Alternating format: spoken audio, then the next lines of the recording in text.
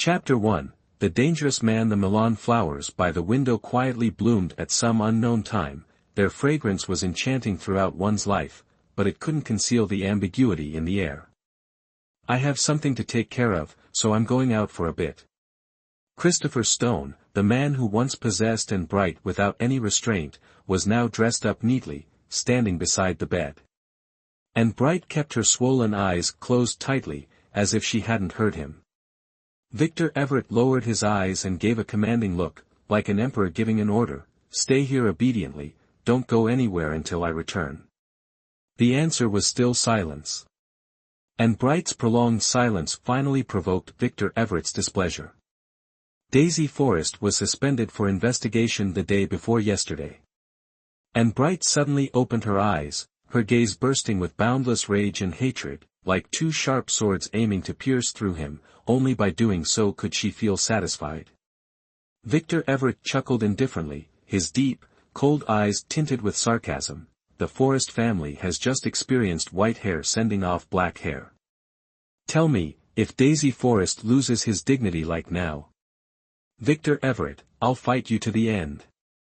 And Bright suddenly sprang up, throwing herself at him without regard.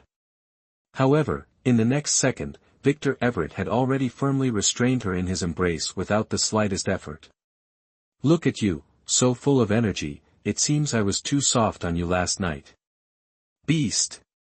Victor Everett, you will die a terrible death. Yes, I am a beast. Victor Everett slowly approached and Bright's tear-stained face, his lips lightly brushing against her soft skin as he smiled tenderly. That's why I can do anything. And Bright, to me, destroying a person is even easier than stepping on an ant.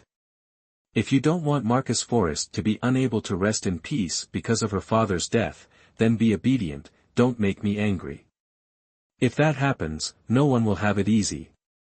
After that, Victor Everett carelessly threw and Bright back onto the bed, turned around, and walked away without a second thought. The door opened and then closed again. On that sunny morning, the air was quiet, and Bright buried her face in the pillow, tears streaming down. Marcus, you've gone, what am I supposed to do now? You've left, why didn't you take me with you? A year ago, in Sea City. The noon sunlight was blindingly bright. As Bright stepped down the stairs, the light hitting her directly in the eyes caused her to miss a step and fall. Luckily, there were only 2 steps left until she reached the ground level. Otherwise, she would have surely fallen flat, or worse, rolled down the stairs and broken both legs. That was so dangerous. And Bright wobbled down a few steps, trying to steady herself, still not daring to breathe a sigh of relief. Right at that moment, a black sedan stopped right beside her, the sharp screech of brakes was deafening. The front of the car stopped less than 10 centimeters away from Bright. Once again, she narrowly escaped danger. And Bright's mind went blank for a moment. Her red lips slightly parted, she turned her head to stare at the windshield, clearly shocked. At that moment, a tall, handsome man pushed open the car door and got out, striding quickly over to Bright. Half concerned, half apologetic, he asked, Miss Bright, I'm sorry, did I hit you? No. And Bright instinctively shook her head. Looking at the man before her, the hint of gold in her eyes hadn't fully faded, and now they carried a trace of doubt. Do we know each other? Victor Everett. The man laughed, his voice particularly deep and resonant. He introduced himself, noticing Bright still looked bewildered, and gently reminded her, last week, at the golf club in the city outskirts, on Saturday. President Everett. And Bright finally remembered. Last weekend, she had accompanied Marcus Forrest to the golf course, where they had coincidentally encountered a domineering president who embodied the cold, perfect male lead archetype. It was indeed the very man standing in front of her now. Feeling embarrassed, she clasped her hands together apologetically and bowed, I'm sorry, I'm so sorry. I really don't have a good memory for faces, please forgive me. Victor Everett watched Bright's actions and smiled helplessly. If this girl had 3 incense sticks in her hands, would wonder if I should bow back in respect for family tradition. Miss Bright, where are you headed? Let me give you a ride, I'm going that way. No need, President Everett. We're not heading in the same direction, thank you anyway. And Bright quickly shook her head, her ponytail swinging messily from side to side. You didn't even ask me where I'm going, so how do you know we're not heading the same way? Are you afraid I'll eat you up? Victor Everett's eyes darkened slightly. He didn't know why, but and Bright's overly hasty refusal made him feel somewhat uneasy. After saying those words, Victor Everett realized they might have been inappropriate. Fortunately, he noticed that and Bright seemed distracted, not catching on to his forceful tone. After a full 2 seconds, and Bright looked at him with a blank expression and asked, President, what did you just say? Nothing. Victor Everett smiled slightly, maintaining his composed and gentlemanly demeanor. Oh. And Bright nodded, then suddenly slapped her forehead. Oh no, my keys. My keys are in Marcus's office. Sorry, President Everett, I need to go back for a bit. Having said that, she turned hurriedly, ran up the steps, and dashed towards the building. Victor Everett stood in place, watching the direction and Bright disappeared, his expression slightly ambiguous, unclear what he was thinking. Until a hoarse voice sounded beside him, to call this girl naturally innocent is such a waste, she's more like naturally dumb. Victor Everett didn't turn around, innocent. I think it looks more like she's pretending to be dumb. Haha, got your eye on her, huh? The other person spoke with a hint of interest, his voice tinged with the excitement of watching something amusing. Victor Everett sneered lightly, you can tell, too. Who couldn't tell with eyes? That day at the golf course, the way you looked at that girl, your eyes were practically glued to her. Humph, but a young girl like that must be inexperienced and stubborn. Since when do you go for that kind of taste? Besides, she's doing well with her childhood sweetheart. Victor Everett nodded, his tone revealing neither joy nor anger. Finally, he turned his head and glanced at Thomas Steele. Thomas Steele, there's something on your collar. Having said that, Victor Everett walked past him, opened the car door, and stepped inside. By the time Thomas Steele had grabbed his collar and looked at it for a long time, finding nothing unusual, Victor Everett had already locked the car door, rolled down the window, and smiled faintly at Thomas Steele, you'll walk back yourself. Then, ignoring the mixed look of anger and shock on the other's face, Victor Everett, in a very good mood, quietly instructed the driver to drive away. When and Bright arrived at Marcus Forrest's company, panting, Marcus Forrest happened to be stepping out of the office, holding some documents. Seeing and Bright return, Marcus Forrest couldn't help but be a little surprised, and, why did you come back? Marcus, I'm not going anymore. I'll stay here in the office and wait for you, okay? And Bright jumped 2 steps forward to stand in front of Marcus Forrest, smiling brightly, wrapping her arms around his. Marcus Forrest was slightly puzzled, why? Didn't you want to go to the art gallery? Why aren't you going anymore? Suddenly, I just don't feel like it anymore. I think staying here with you is more fun. At least I get to see you. Marcus Forrest just smiled, not saying anything more, as he looked at and Bright's fair face, his eyes filled even more with affection. And Bright hugged Marcus Forrest's arm, shaking it, Marcus, after work, can you take me to eat at that old faux place on the old street? And we can walk around the night market tonight too. Sure, today I don't have anything else, after the meeting I'll take you there. Marcus Forrest smiled, patting and Bright's fluffy head, just stay here in the office and play for a while, I'm going to the meeting now. And Bright nodded. Marcus Forrest turned around to leave, but before he could take a step, he turned back like a caring mother and added, there's some snacks in the fridge in the lounge, and if you're thirsty, drink warm water, don't eat anything cold, okay? I got it. Got it. Hurry up and go to your meeting so that people aren't kept waiting. And Bright frowned, pretending to be annoyed as she interrupted Marcus Forrest, then gave him a gentle push at his waist. Go, go, go, go, go. Afterward, she quickly turned around and dashed into the office. Marcus Forrest's company deals in construction materials trade. Previously, it was located near the Third Ring Road area of Sea City. Recently, that area was just cleared for redevelopment, so the company relocated to the city center and expanded its scale. The company had only moved here less than a month ago, and all the desktop computers in the office were newly installed. Before, in Marcus Forrest's computer, and Bright had stored many classic games, but now they were all gone. The new games that were downloaded, she didn't really know how to play. And Bright fiddled around for a while, but finding it boring, she turned the computer off. Then, she tilted her head, lying down on the desk, staring at the lush green cactus on the windowsill, her mind starting to wander. In just a short while, and Bright had thought of many things, ranging from the content of the next 4-panel comic she would draw to deciding that, tonight while eating pho, she would add 2 skewers of grilled squid with extra chili powder. Then she thought about going to Jiangnan during the National Day holiday to relax. Going even further, and Bright even planned out where she and Marcus Forrest would go for their honeymoon after getting married. Whenever she thought of something happy, and Bright would giggle a few times foolishly.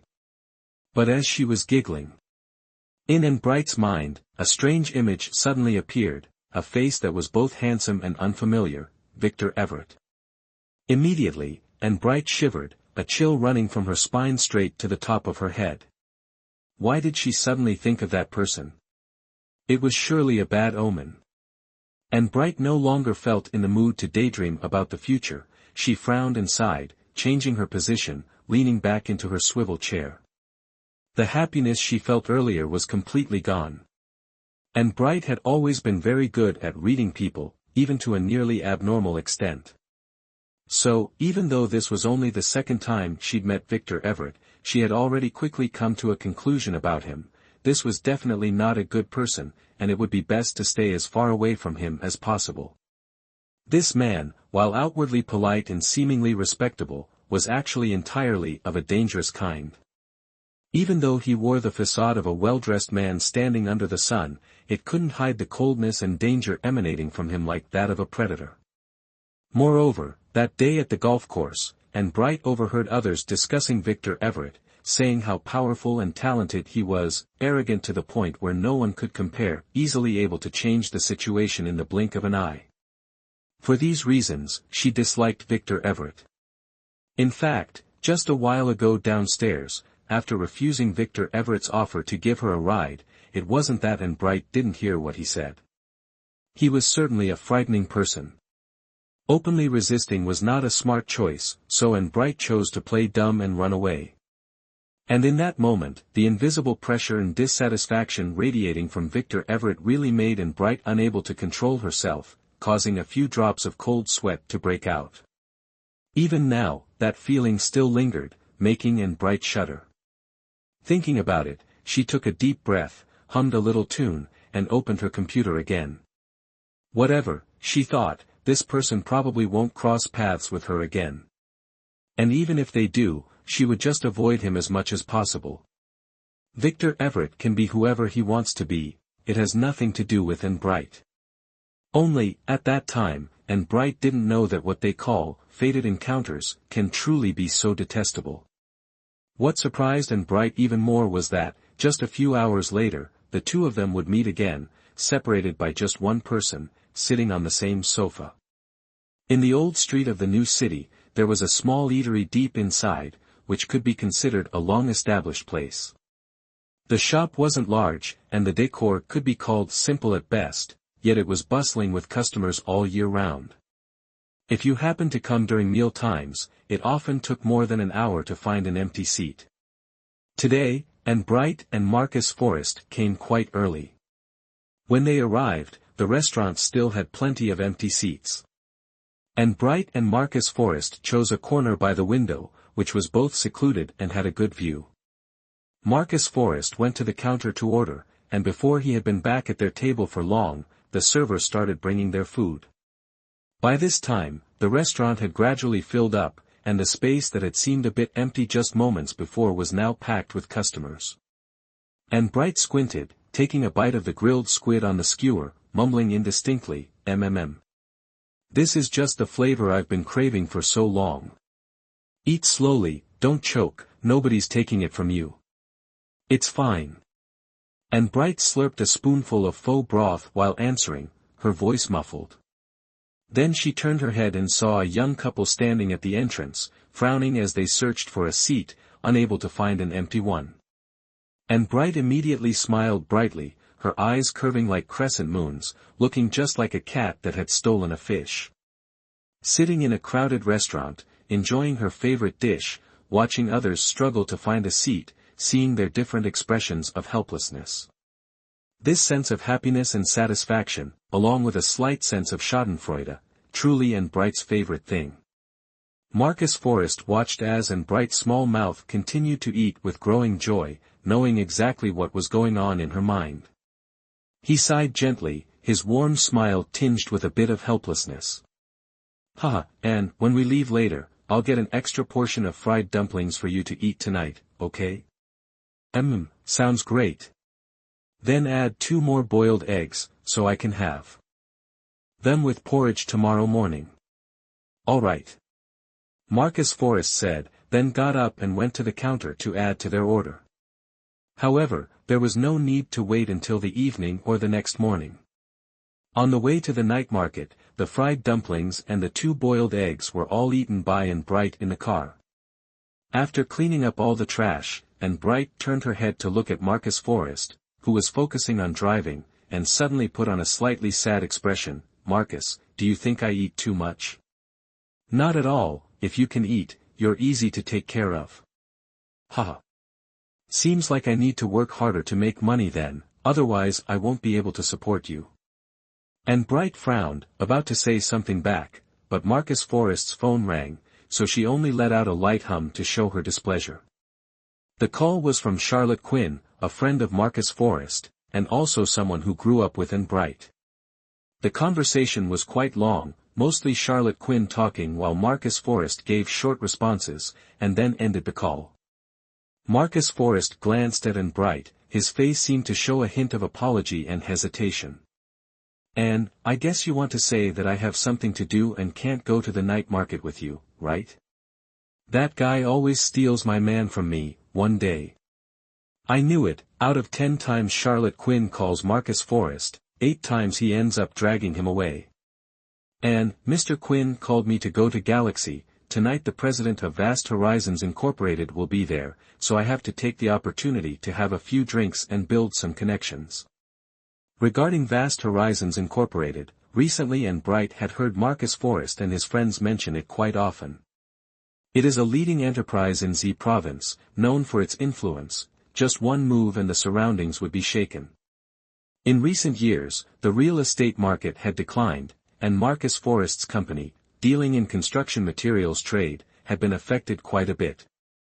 Now, Vast Horizons Incorporated was about to expand into Sea City, becoming the target that many companies wanted to build relationships with.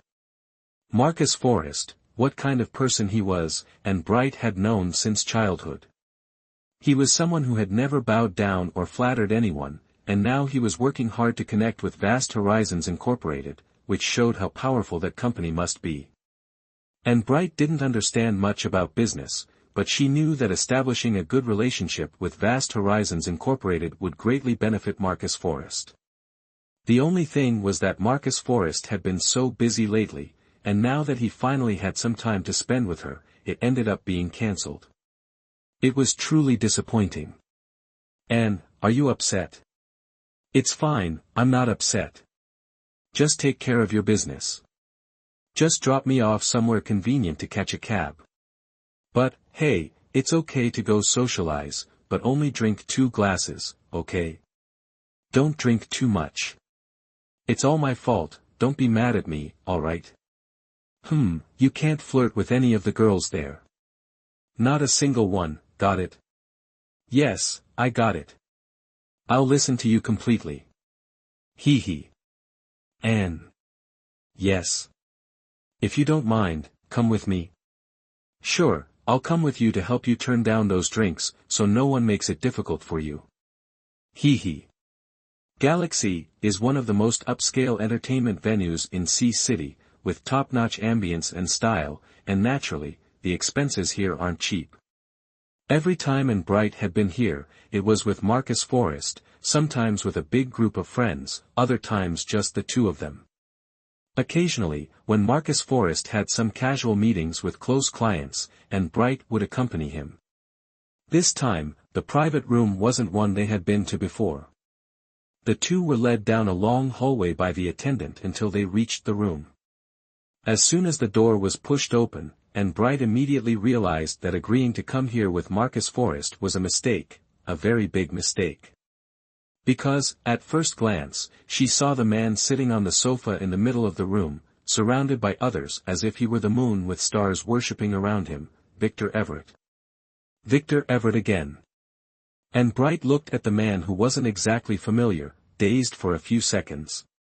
Why does she keep running into this guy everywhere? And Bright silently groaned in her heart. Suddenly she remembered, Victor Everett seemed to be the president of that company Vast Horizons Incorporated. If she had remembered earlier, she wouldn't have come. Not being able to have a private evening with Marcus Forrest was frustrating enough, and now she even had to share a room with this dangerous man. This kind of life really is miserable. Like and Bright, the person regretting things even more at this moment was Marcus Forrest. Although the market has been tough recently, his company was still running smoothly, and revenue for the first half of the year even increased by 2 percentage points. If it wasn't because he wanted to take his career further and wanted to marry the girl he loved sooner, Marcus Forrest would have taken a more steady approach, rather than trying to rely on Vast Horizons Incorporated. Before coming here, Marcus Forrest had always thought that Victor Everett's group and Charlotte Quinn's group would be in two separate private rooms, each group minding their own business. He figured that at most, he would just find an opportunity to drop by and make a toast. He hadn't expected that everyone would end up gathering in the same private room. Victor Everett not only has strong influence but is also a rather unpredictable person. Marcus Forrest and the people who came with him could be considered as having quite a good background in Sea City, but compared to Victor Everett, they truly paled in comparison. The familial relationship between Charlotte Quinn and Thomas Steele could be described as winding and convoluted like a mountain road with 18 bends. Who would have thought that today Victor Everett would take such an approachable stance? It was unexpected that he could blend in with everyone. In this private room, there were all kinds of people, cattle, demons, snakes, and ghosts, even more complex than the business circles Marcus Forrest usually dealt with. It was obvious that Marcus Forrest did not want and Bright to have to be in such an environment. In truth, Marcus Forrest wanted to praise Charlotte Quinn, a very skilled and sociable person, who could even get close to Victor Everett. But right now, he had no mood for praise at all. Marcus. A weak voice came from behind, accompanied by a light tug on his jacket. He didn't even need to turn around to know who it was. Marcus Forrest slightly tilted his head and, as expected, saw and Bright's clear eyes, filled with a longing look, just like a small animal seeking protection from its owner. Marcus Forrest's heart instantly softened. Marcus, if I say that I want to leave you here and go home by myself now, would you think I'm being disloyal? The people inside the room hadn't noticed the two of them yet, so if and Bright left now, it wouldn't be too rude. Clearly, Marcus Forrest understood this too.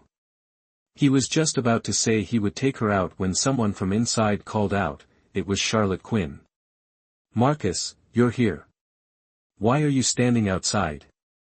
You're the last one we were waiting for. And Bright is here too. Are you worried that Marcus will learn some bad habits, huh? Come on in.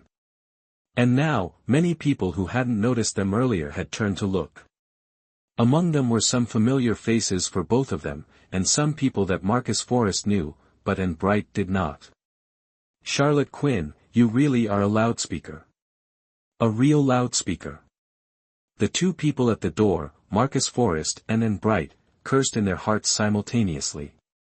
After that, Marcus Forrest had no choice but to take in Bright's hand and step into the room. There were quite a few people in the room, gathering in groups of 3 or 5. Some were drinking and chatting, while others were excitedly playing dice. And Bright took a careful look around this time, realizing that she truly didn't know many people there. She glanced toward the sofa where Victor Everett was sitting, and immediately felt uncomfortable. The only thing she could do was lower her head, following behind Marcus Forrest, planning to spend the entire evening as an invisible person. Charlotte Quinn was doing a great job at networking tonight, always happily chatting with Victor Everett. When he saw the two of them enter, Charlotte Quinn immediately stood up to welcome them and made space for them. Victor Everett leaned against the sofa, watching Marcus Forrest and Bright approach hand in hand, suddenly feeling incredibly annoyed. In fact, when the two of them had just appeared at the door, he had already noticed. Not only that, but even the look in Bright's eyes, filled with surprise and displeasure as they landed on him, and her pitiful expression while discussing plans with Marcus Forrest to leave early, Victor Everett had seen it all clearly. At that moment, Victor Everett couldn't even describe what he was feeling inside. It was as if there were countless flies buzzing around chaotically in his stomach, or like a hand squeezing his heart tightly. Victor Everett tried to recall. He really couldn't remember what exactly he had done to offend Bright. But why did this girl dislike him so much? So, before Bright could silently leave the room, Victor Everett discreetly drew Charlotte Quinn's attention towards the door. Trying to avoid me and leave, huh? I just won't let you have your way. Of course, these thoughts of Victor Everett were unknown to outsiders. He looked at the young couple in front of him, holding hands as they walked forward, and the more he looked, the more annoyed he felt. Victor Everett picked up his wine glass and gestured to Marcus Forrest. His voice was low and calm, but Thomas Steele, who was sitting beside him, could hear a hint of sarcasm in it. Thomas Steele glanced at Victor Everett, raised an eyebrow, his eyes flashing, and his expression became even more inscrutable. President Everett, Marcus Forrest held Bright's hand, led her forward, and bowed slightly to Victor Everett. Charlotte Quinn immediately handed him a full glass of wine. Marcus Forrest reached out to accept it, smiling politely. Well then, let me toast to you first, as a gesture of respect. President Forrest is so generous. I've heard that you can drink 1,000 glasses without getting drunk. Since you're late today, you should punish yourself with 3 glasses. That last one was for me, so it doesn't count. You need to down 3 more. Marcus Forrest paused for a moment upon hearing those words. He glanced at the tall wine glass in his hand, frowning slightly in his heart. This group of people gathered here without telling him beforehand, so why was it his fault for being late? And as soon as he arrived, they were already making him drink 3 glasses in a row, clearly trying to force him. However, looking at Victor Everett's calm expression, there was no indication that he was intentionally making things difficult. Thinking it through, the two had no grudges against each other, and there wasn't any reason for that behavior.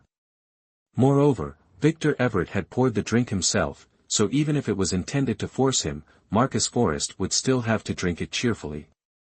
1,000 glasses without getting drunk? President Everett, you're joking. I accept the penalty. Marcus Forrest laughed heartily, then tipped his head back and drank another glass. He spun the empty glass lightly, leaving it completely dry without a drop remaining. Seeing Victor Everett reach for the wine bottle again, Marcus Forrest quickly grabbed the glass and poured it himself. No need to trouble you, President Everett. I can handle it myself. Before he could even finish his words, he felt a tug on his coat from behind. Marcus Forrest knew that it was Bright behind him, worried about him. He reached his hand back and patted Bright's knee gently to reassure her. These little actions between the two did not escape Victor Everett's eyes, he saw it all.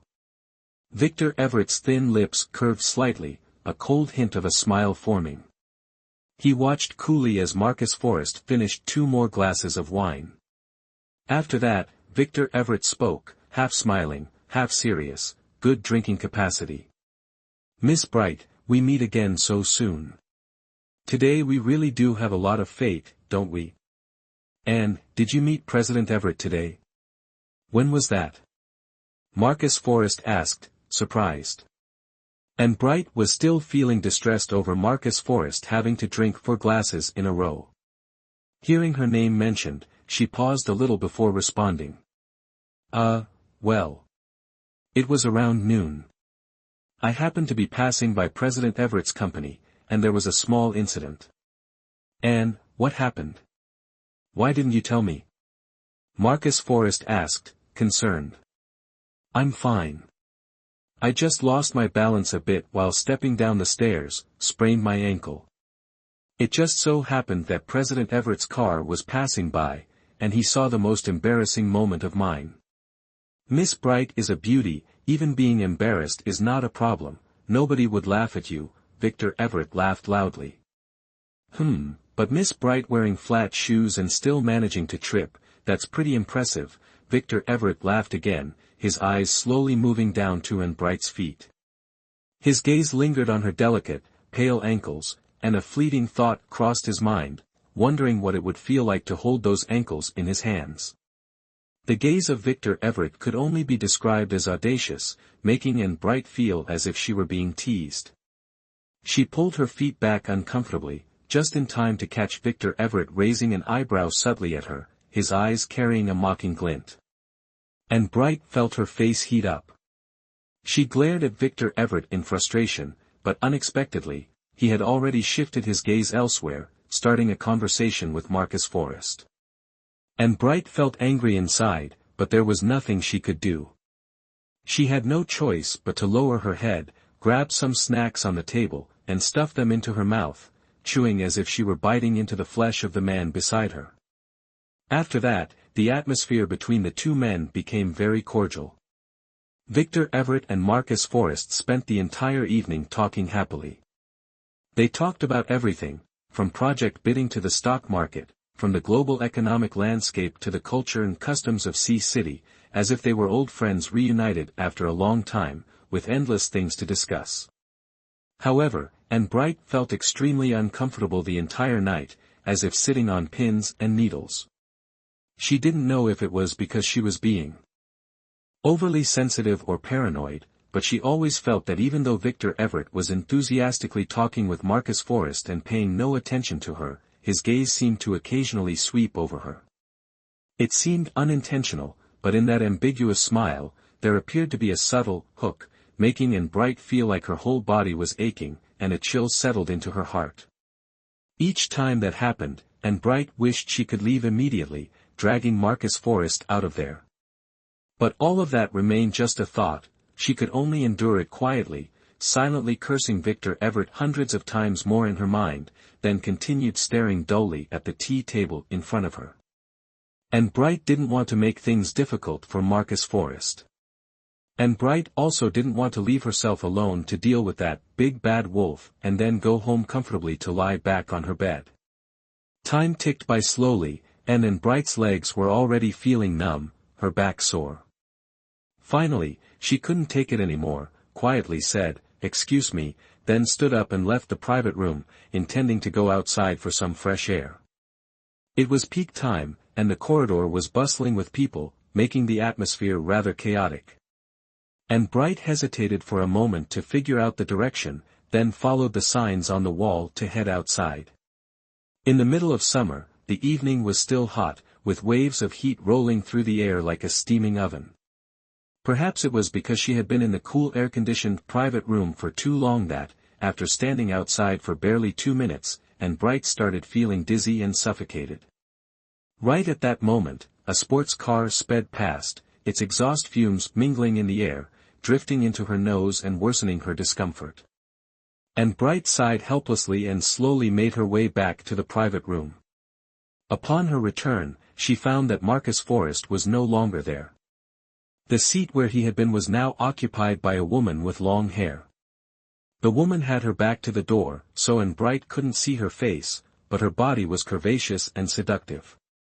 The backless dress she wore had a deep cut, and her wavy hair cascaded down her back, accentuating her fair skin. Just her silhouette alone exuded an inexplicable allure. The woman leaned over, with almost half her body pressed up against Victor Everett. And Bright looked at the scene before her, stunned for a few seconds. She secretly scorned Victor Everett, then turned to go look for Marcus Forrest. But just as she turned, a person suddenly appeared in front of her, nearly causing them to bump into each other. "Careful. Sorry, really sorry." The raspy voice of the man was unfamiliar. And Bright was surprised and finally raised her head to look at him. After confirming that the face in front of her wasn't in her memory, she nodded slightly, polite yet cautious, then said, "Thank you."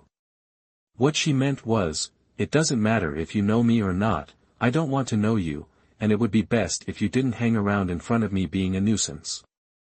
However, the man didn't seem to understand Bright's implication. He smiled brightly and introduced himself. "My name is Shantua, a friend of Victor Everett. Last weekend, we met when you came with President Forrest to the golf course." "Oh. So, you are Mr. Shen," and Bright replied, a little flustered. "Hee, Miss Bright, you've remembered me now." Yes, I remember." "Huh, that's really not easy. You couldn't even remember Victor Everett. It's truly an honor that you still remember me." Thomas Steele said with excitement. "Well, my eyesight isn't very good, I didn't recognize you just now." And Bright responded with an awkward smile. In the very next second Thomas Steele unceremoniously grabbed Bright's arm, muttering as he pulled her towards the private room, giving her no chance to resist. "President Forrest just went outside to take a call. You stay here and wait for him for a while, don't run around, or when he comes back and doesn't find you, he'll get worried," Thomas Steele said, then quickly added with a loud laugh, "Duh." Then, he pushed Bright down onto the sofa beside Victor Everett. And Bright let out a small cry, losing her balance, and leaned over to the side, ending up pressed against Victor Everett's chest. In that moment, her sweet fragrance and the softness of her body made Victor Everett's heart stir, an unfamiliar feeling that he had never experienced before. Unfortunately, before he could savor it, she had already regained her composure, sitting upright and even moving nearly half a meter away from him. Victor Everett sighed softly, almost inaudibly, suppressing those strange feelings deep inside. He then turned to look at the curly-haired woman sitting next to him, and whispered something to her, asking her to leave. The woman's beautiful face showed a hint of reluctance, but she still complied. Standing up and casting a glance at Bright. Then, she leaned down to whisper in Victor Everett's ear, with a playful smile, "Well then, I'll come find you tomorrow." Victor Everett gave a mocking smile, reaching for the bottle of wine on the table, and turned away from her. "Try some Bordeaux from 1994. Victor Everett poured half a glass of red wine and held it out in front of Bright. Seeing her unmoving, he gently said, "This is a new glass, never used by anyone." And Bright just stared at him without any intention of reaching for the glass. Her expression was serious, filled with caution, making Victor Everett burst into laughter. "Huh, what's wrong? Are you afraid I drugged it and will sell you off?" "I don't like drinking alcohol," and Bright refused outright and clearly, but after thinking it over, she decided to add an explanation. "Marcus drove us here. If we both get drunk, we won't be able to get back. This wine isn't very strong. Half a glass won't get you drunk." Saying that, Victor Everett pushed the glass further forward, the cold rim almost touching Bright's soft lips. And Bright instinctively pulled back, glaring at Victor Everett, and through gritted teeth, said, "A sip from the beloved, tears of a driver." Victor Everett was momentarily taken aback. Victor Everett burst out laughing, "Ha ha ha. It should be, 1 drop of liquor for family, 2 lines of tears for the driver." And Bright blushed deeply with embarrassment. She thought to herself, let the sky fall, let the earth crack open, or let a lightning strike him already. She had just made a mistake in front of Victor Everett, making him laugh at her. "And Bright, you're such an idiot. And Bright, you are really interesting." Victor Everett looked at and Bright, his eyes deeper than before. President Everett is mocking me now. And Bright was still in her state of embarrassment, completely unaware of his change in tone. Victor Everett nodded, it really is quite funny. That comment made and Bright's embarrassment even worse. She bit her lip and said, excuse me for a moment. Miss Bright, you. She had just stood up, but unexpectedly her wrist was grabbed by Victor Everett. And Bright was startled, about to yank her hand away, but he released her first. What are you doing? And Bright glared at him angrily, seeing Victor Everett's expression of gentlemanly innocence made her even more furious, gritting her teeth. You were going to look for Marcus Forrest, right? Victor Everett didn't answer, instead, he asked back. Before and Bright could say anything, he continued, he just went out to take a phone call. You should sit here and wait for him quietly. And Bright angrily shouted, running around like that. Aren't you afraid he might come back and not find you, and get worried? But the loud music drowned out everything. Looking at the man's dark, swollen eyes, and Bright suddenly realized he might be arguing with a drunk man. This wasn't right at all. And Bright took a deep breath, ready to turn around and leave, when a familiar scent suddenly appeared from behind. And Bright, what are you standing here for, huh?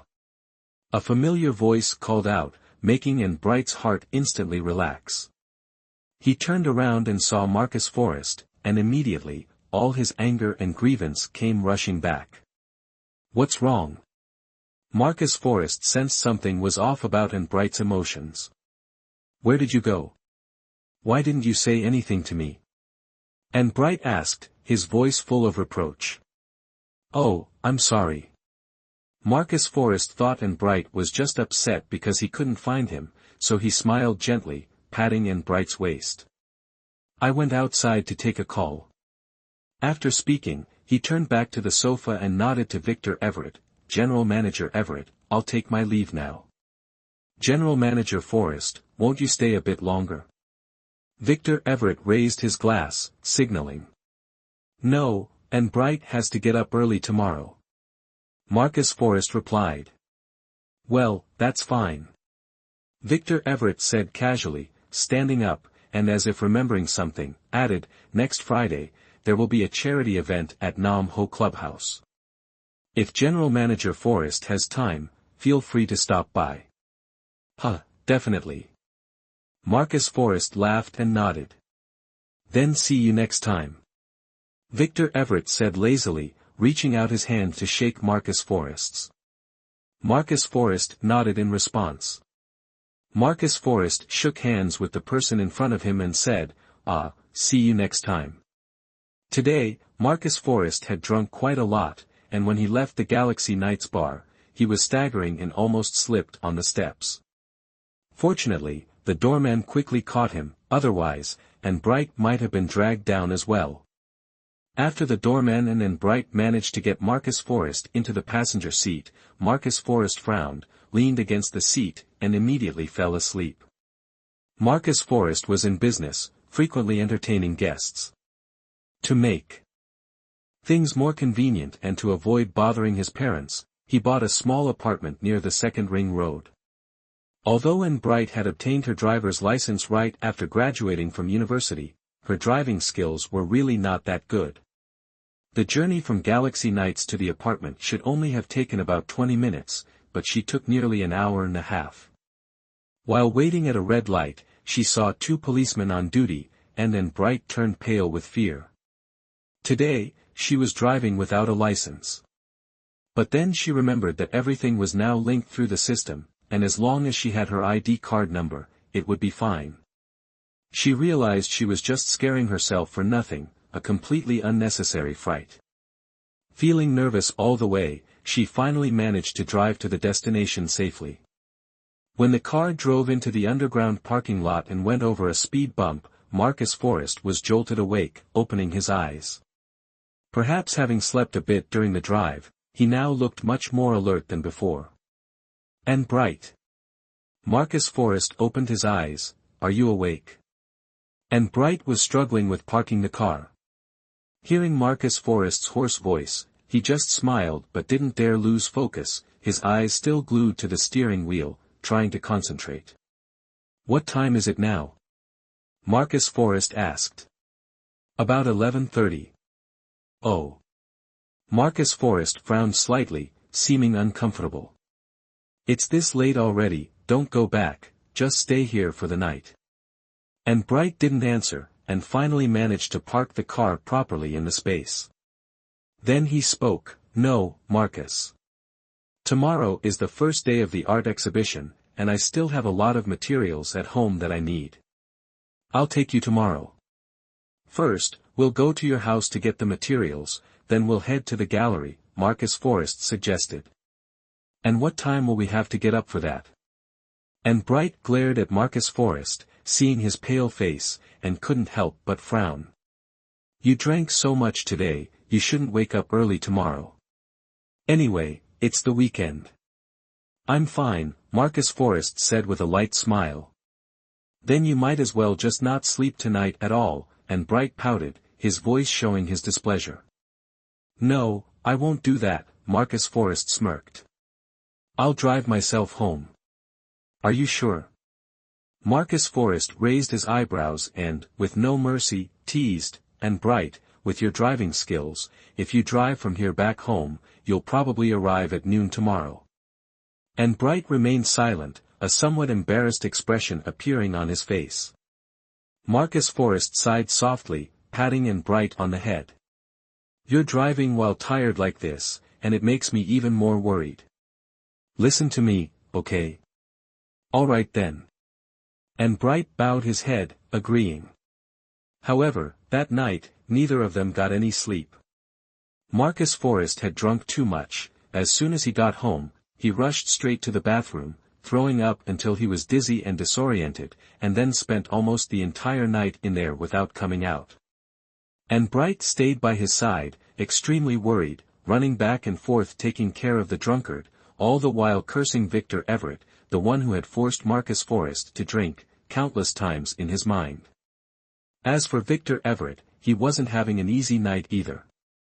When Bright left with Marcus Forrest, he suddenly found everything else boring. The vintage wine was his favorite year, but it tasted completely bland in his mouth. The dim lights in the room, the sound of the music, all of it made him inexplicably annoyed.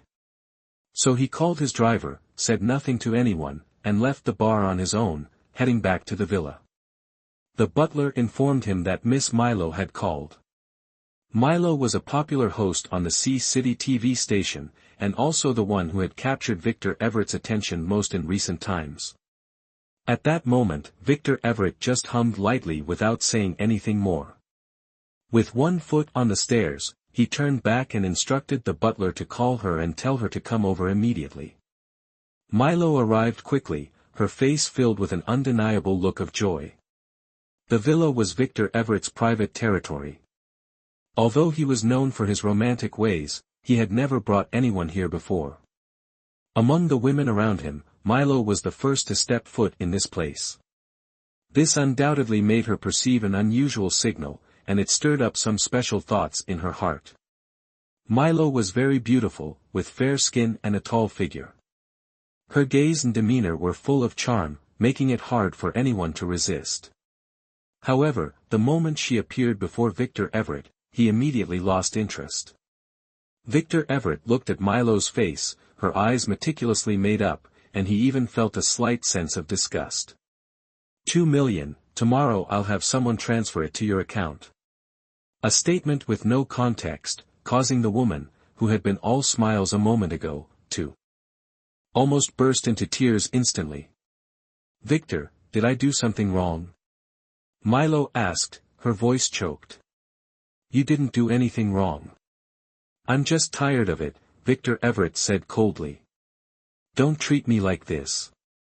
Please, don't treat me like this, okay?" Milo sobbed, tears flowing down her face like blossoms drenched in rain. Victor Everett's dark eyes narrowed slightly, and a flicker of impatience crossed his gaze. "An ad in that primetime show. That's my final offer." With that, he walked past Milo and left the room.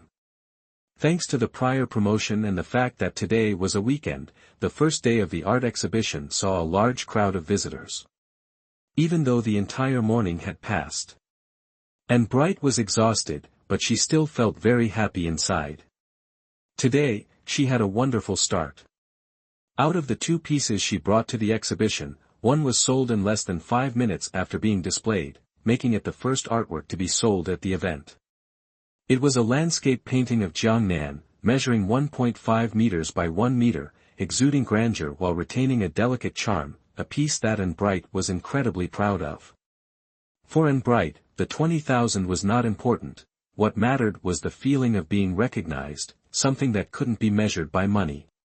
The only thing that made her feel regretful was that Marcus Forrest had an urgent matter and had to fly to Shanghai at noon, and would only return after a few days, so he couldn't be there to celebrate with her. However, even though he couldn't be present, before leaving, Marcus Forrest did not forget to call Golden Lotus Restaurant to order a few of Anne Bright's favorite dishes and have them delivered to the gallery. Right at lunchtime, the delivery man arrived. Anne Bright signed the receipt and took the 2 large bags of food from him. She couldn't help but click her tongue in her heart, thinking, so much food, Marcus Forrest really treats me like a pet pig he's raising. She sighed sweetly, carrying the heavy bags, and turned to the back room to find little Amy. Little Amy, whose full name was Amy King, was Anne Bright's roommate. She had the typical personality of a northern girl, bold and forthright. Little Amy was 2 months younger than Anne Bright, but she had started school earlier, so in terms of seniority, little Amy was her senior. When Anne Bright found little Amy, she was tidying up some miscellaneous items. Hearing the footsteps, she looked up and saw that it was Anne Bright, and immediately showed a face devoid of energy. Anne Bright, why do you think no one is buying my paintings? Are they really that bad? No, of course not. Anne Bright thought for a moment before comforting her. Today is just the first day, why are you in such a rush? Don't you know that good things are usually saved for the final act? Little Amy's face fell again. Final act, huh? I'd rather just sell it quickly so I can feel at ease. Anne Bright smiled slightly, found a clean spot on the table, placed the food bag down, and began to take out the food. She didn't say anything further. With their current level of skill, selling a large oil painting for 10 or 20,000 was already very good. That amount of money for Anne Bright was just adding a little flourish to an already beautiful life, but for Amy King, it was extremely important. Amy's mother was diagnosed with severe kidney failure 2 years ago, needing dialysis at least twice a month. Medical expenses kept flowing like water, something an ordinary family simply could not bear. In the past, little Amy had borrowed money from Anne Bright twice to get through emergencies, but after the 3rd time, when Anne Bright offered to help again, she steadfastly refused to accept. In the end, it was still someone else's business, and Anne Bright couldn't intervene too much. Let's eat. After setting the food on the table, Anne Bright called out to little Amy. Even if you're worried, you need to eat well to have energy. This morning, everyone was so busy that they felt dizzy. The 2 of them lowered their heads and ate voraciously, filling themselves halfway, and finally felt a bit of relief. Anne Bright swallowed a spoonful of egg drop soup and sighed, wow, HB is busier today than I expected, there are so many people. Little Amy agreed, tomorrow will probably be even busier. The boss really went all out this time, even inviting the TV station to create some buzz. Anne Bright nodded, yeah, I saw Milo too. She's even prettier in person than on TV. Little Amy snorted disdainfully, pretty, so what? The way she acts all high and mighty, she looks like the type who only curries favor with those in power while belittling others. Anne Bright knew little Amy was still upset about how Milo had mistaken her for a cleaning staff member earlier. Anne Bright pursed her lips and smiled, talking bad about others behind their back isn't your usual style. And you're laughing? Little Amy pretended to be angry. She has a bad character, can't I talk behind her back a little? And how do you know she has a bad character? And Bright couldn't help but laugh, teasing back. Little Amy unexpectedly got a little agitated. Depending on a sugar daddy doesn't count as bad character. Her eyes suddenly fell on a magazine beside her. Look, here, there's a picture, there's proof. Milo's sponsor, look at his appearance and wealth, how can he have such poor taste, choosing Milo? After speaking, little Amy immediately picked up the magazine and waved it in front of Bright. The face on the cover came into Bright's view, a handsome man, undeniably attractive, but it was Victor Everett, the person Bright hated the most. Bright looked at the photo of the elegantly dressed man, feeling utterly exasperated. This person, seriously, no matter where I go, he somehow appears in front of me in some way. Is he really destined to live forever in our minds? Bright pouted, took the magazine, and placed it face down on the floor, letting Victor Everett get close and personal with the dirty floor. All right, let's eat, no more worrying about them. In the following days, the gallery remained busy. Just as little Amy said, the number of visitors increased significantly. Milo also appeared every day with the TV crew. Bright had actually liked Milo before. The entertainment show on C-City's channel, hosted by Milo, was something Bright had once admired and followed closely. But ever since learning that Milo was Victor Everett's mistress, her impression of Milo had dropped drastically.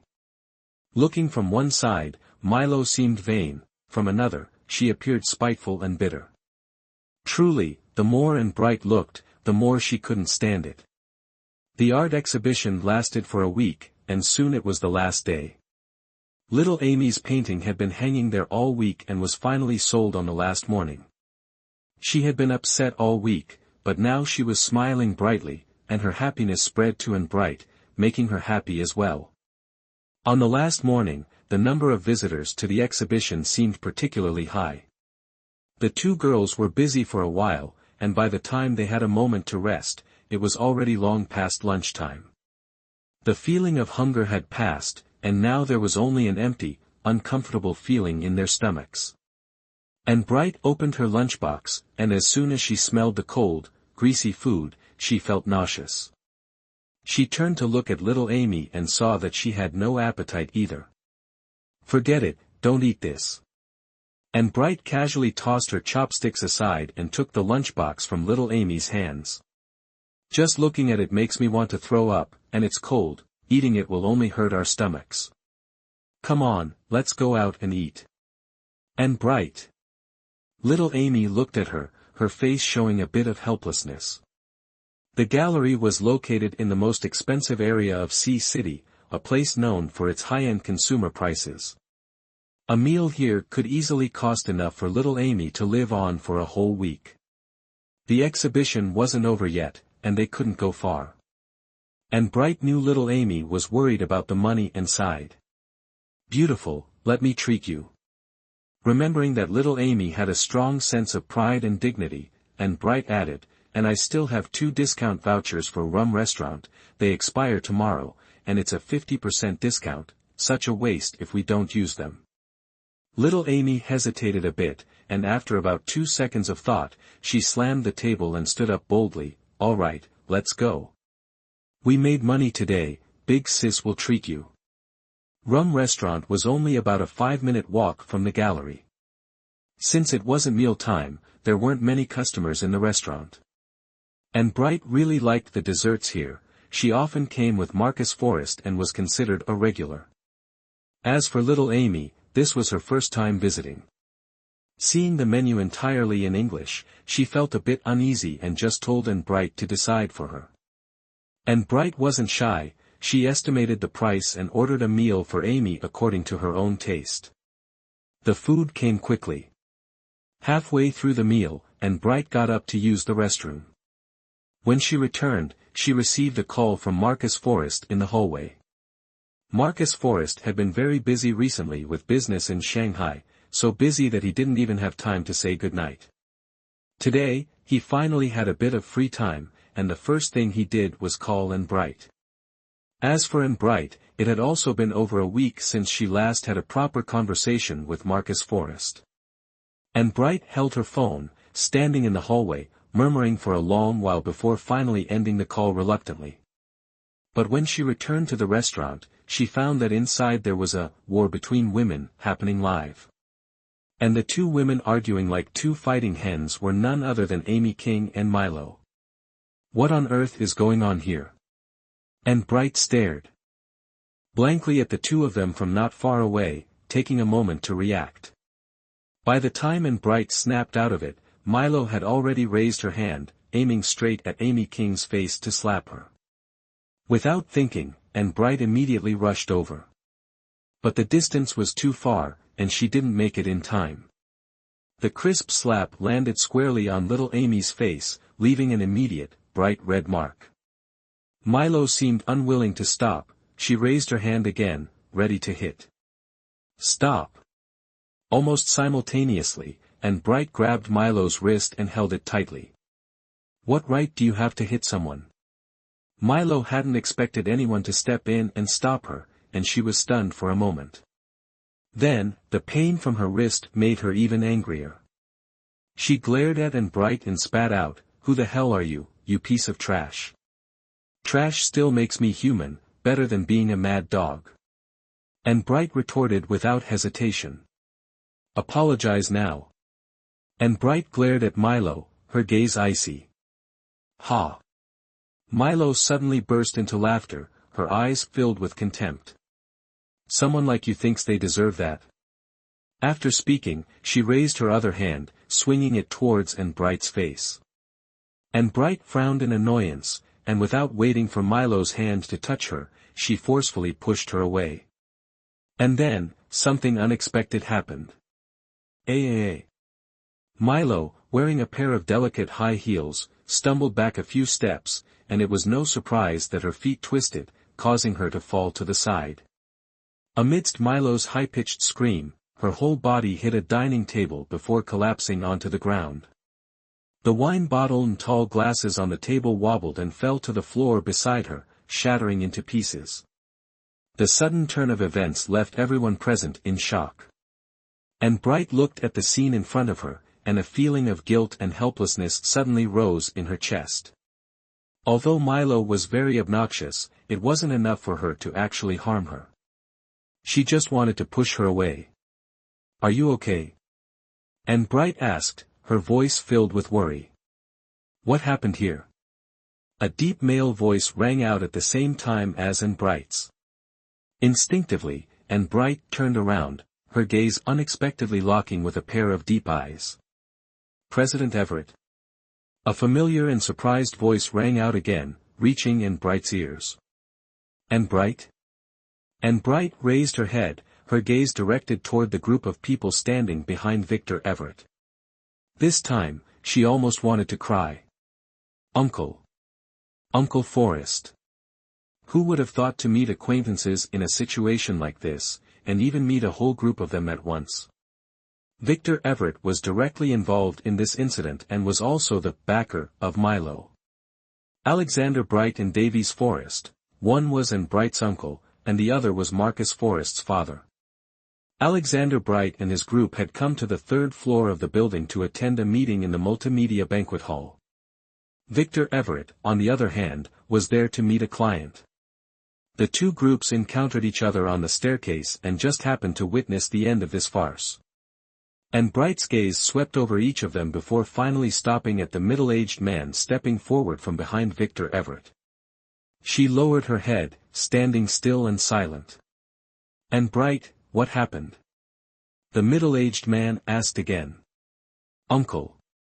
And Bright called out mournfully, then quickly summarized what had just happened.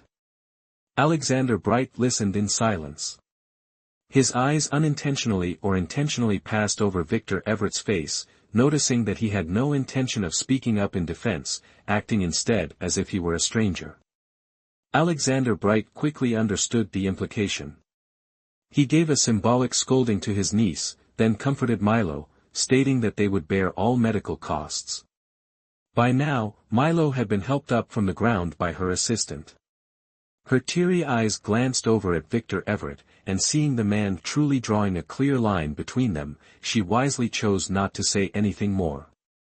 Milo only graciously told Alexander Bright that everything was just a misunderstanding, and there was nothing worth pursuing further. The relationship between Marcus Forrest and Bright was well known in their circle.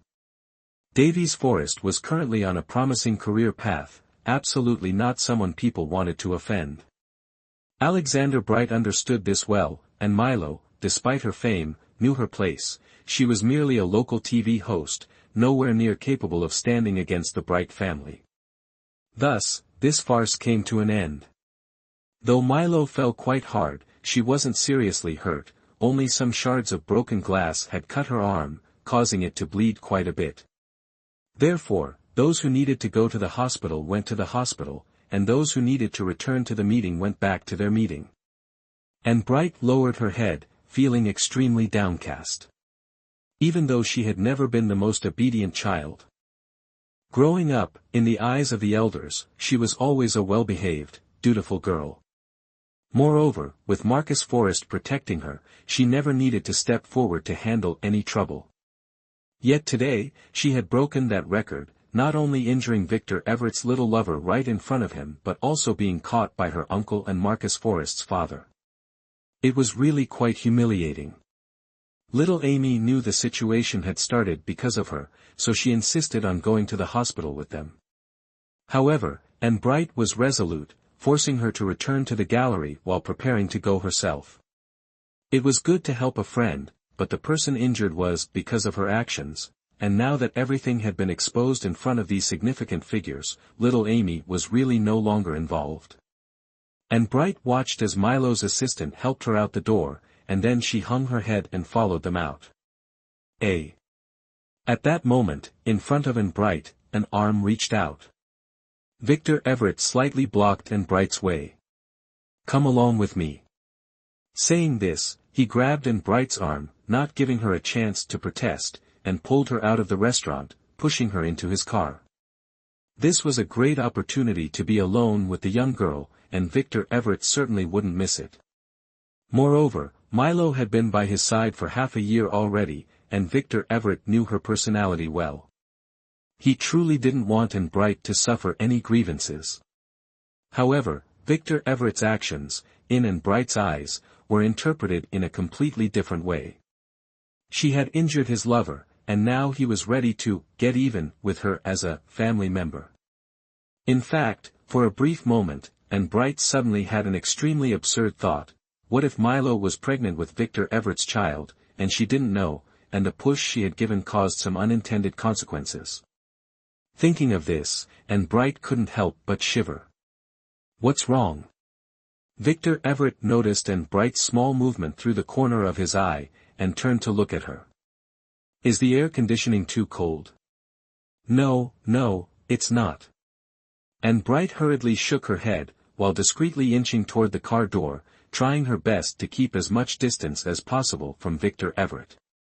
Seeing Bright's frightened, bunny-like expression, Victor Everett thought it was probably still because of what had happened earlier, and he couldn't help but smile. Although he always acted aggressive. But in the end, Bright was still just a young girl, and when faced with a real situation, she ended up getting flustered. Victor Everett chuckled, "Weren't you quite strong when you pushed someone just now? So why are you scared now?" He was joking to help Bright relax, but that slightly raised tone, when it reached Bright's ears, had a faintly mocking quality to it. "Why would I be scared?" Bright's face immediately darkened, her once fair skin now taking on a gloomy hue. She turned her head, glaring at the man driving the car, and huffed coldly, "Victor Everett, I also want to ask you, Milo acting all aggressive like a mad dog, who is she depending on exactly?" This questioning was truly a bit sudden, making Victor Everett look at her with surprise. He thought to himself that it seemed Bright knew about the situation between him and Milo. In reality, it wasn't much of a secret to begin with. Still, a faint sense of regret crossed his mind. If only Bright's sudden outburst was because she was jealous, it would have been perfect. But unfortunately, it wasn't. Victor Everett looked at Anne Bright's puffed up, angry face, and suddenly felt a desire to sigh deeply. Not everyone becomes greedy and arrogant, relying on power to oppress others. But Milo's shallow nature was something that had nothing to do with Anne Bright. Milo was young and beautiful. In the past, Milo had something that Victor Everett wanted, so he gave her what she needed in terms of material things and the career she desired. But all of that was merely an equal exchange. Not only Milo, but any woman would be treated the same way. As for the idea that others might look at his relationship with Milo and attach additional value to it, or even grant one side certain advantages, those were never things Victor Everett cared about, nor could he control them. But how could he possibly explain all of this to Anne Bright? She was a simple girl with a bit of an idealistic streak. Though not entirely naive about the world, if his thoughts were to be laid out in front of Anne Bright, at best, she might see them as mere sophistry, at worst, she would deem them unforgivable sins. Furthermore, her impression of him didn't seem to be good in the first place. Victor Everett now had no doubt that if Anne Bright knew he had used a check to end things with Milo last week, she would surely add heartless and callous to his list of offenses, abandoning someone after taking everything from them. So, silence is golden. It's best to remain silent, at least that way there's nothing to say wrong. Victor Everett shook his head, shifting his gaze back to focus on driving. Yet, there was a faint smile on his lips, one he wasn't even aware of, that carried a hint of helplessness and tenderness. Anne Bright waited and waited but got no answer, feeling like her earlier jab had landed on soft cotton. However, her previously heated mind had cooled down, and clarity returned. She had long known that Victor Everett was a dark and dangerous presence. Anne Bright thought to herself, why did I have to clash with him? Going head-to-head with someone like this, thinking I could reason with him? I must be so foolish. Even more foolish was that when Victor Everett pulled her into the car just now, why did she obediently follow without resisting to the end? She wondered if it was still possible to find an excuse to get out of the car midway. Anne Bright looked ahead, the endless one-way road stretched out before her, with the traffic rushing past on both sides. Finally, she silently gave up on that thought. Instead, she turned her head to look out of the window, not bothering to give Victor Everett another glance. So, for the remainder of the journey, the two of them managed to stay relatively peaceful. Just as they were about to turn the corner to the hospital, Victor Everett received a phone call while waiting at a red light. He simply responded with a few hmms, and then said, I understand.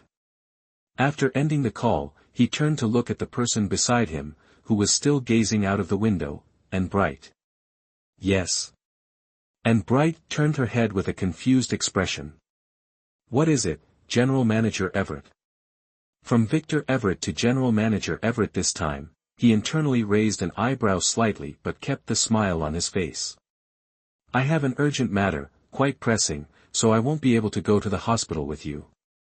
Anne Bright was momentarily taken aback but then burst out laughing, her eyes glinting with an indescribable joy. Victor Everett had urgent business, meaning they could immediately go their separate ways, exactly what she wanted. Ah, it's okay, General Manager Everett, you can just turn at the corner ahead and drop me off. It's close enough to the hospital, I can manage on my own. Anne Bright. Victor Everett interrupted, sounding somewhat helpless. It's not allowed to stop around here. But you're not really someone who follows the rules anyway. Anne Bright muttered inwardly, but outwardly she still wore a friendly smile, saying, just a little while, I'm sure it won't be a problem, right? However, Victor Everett frowned, his thick brows knitted in a look of difficulty. I'm afraid that's not possible. Anne Bright followed his gaze and saw a traffic police car parked ahead, feeling a little embarrassed. So, what now? She sighed.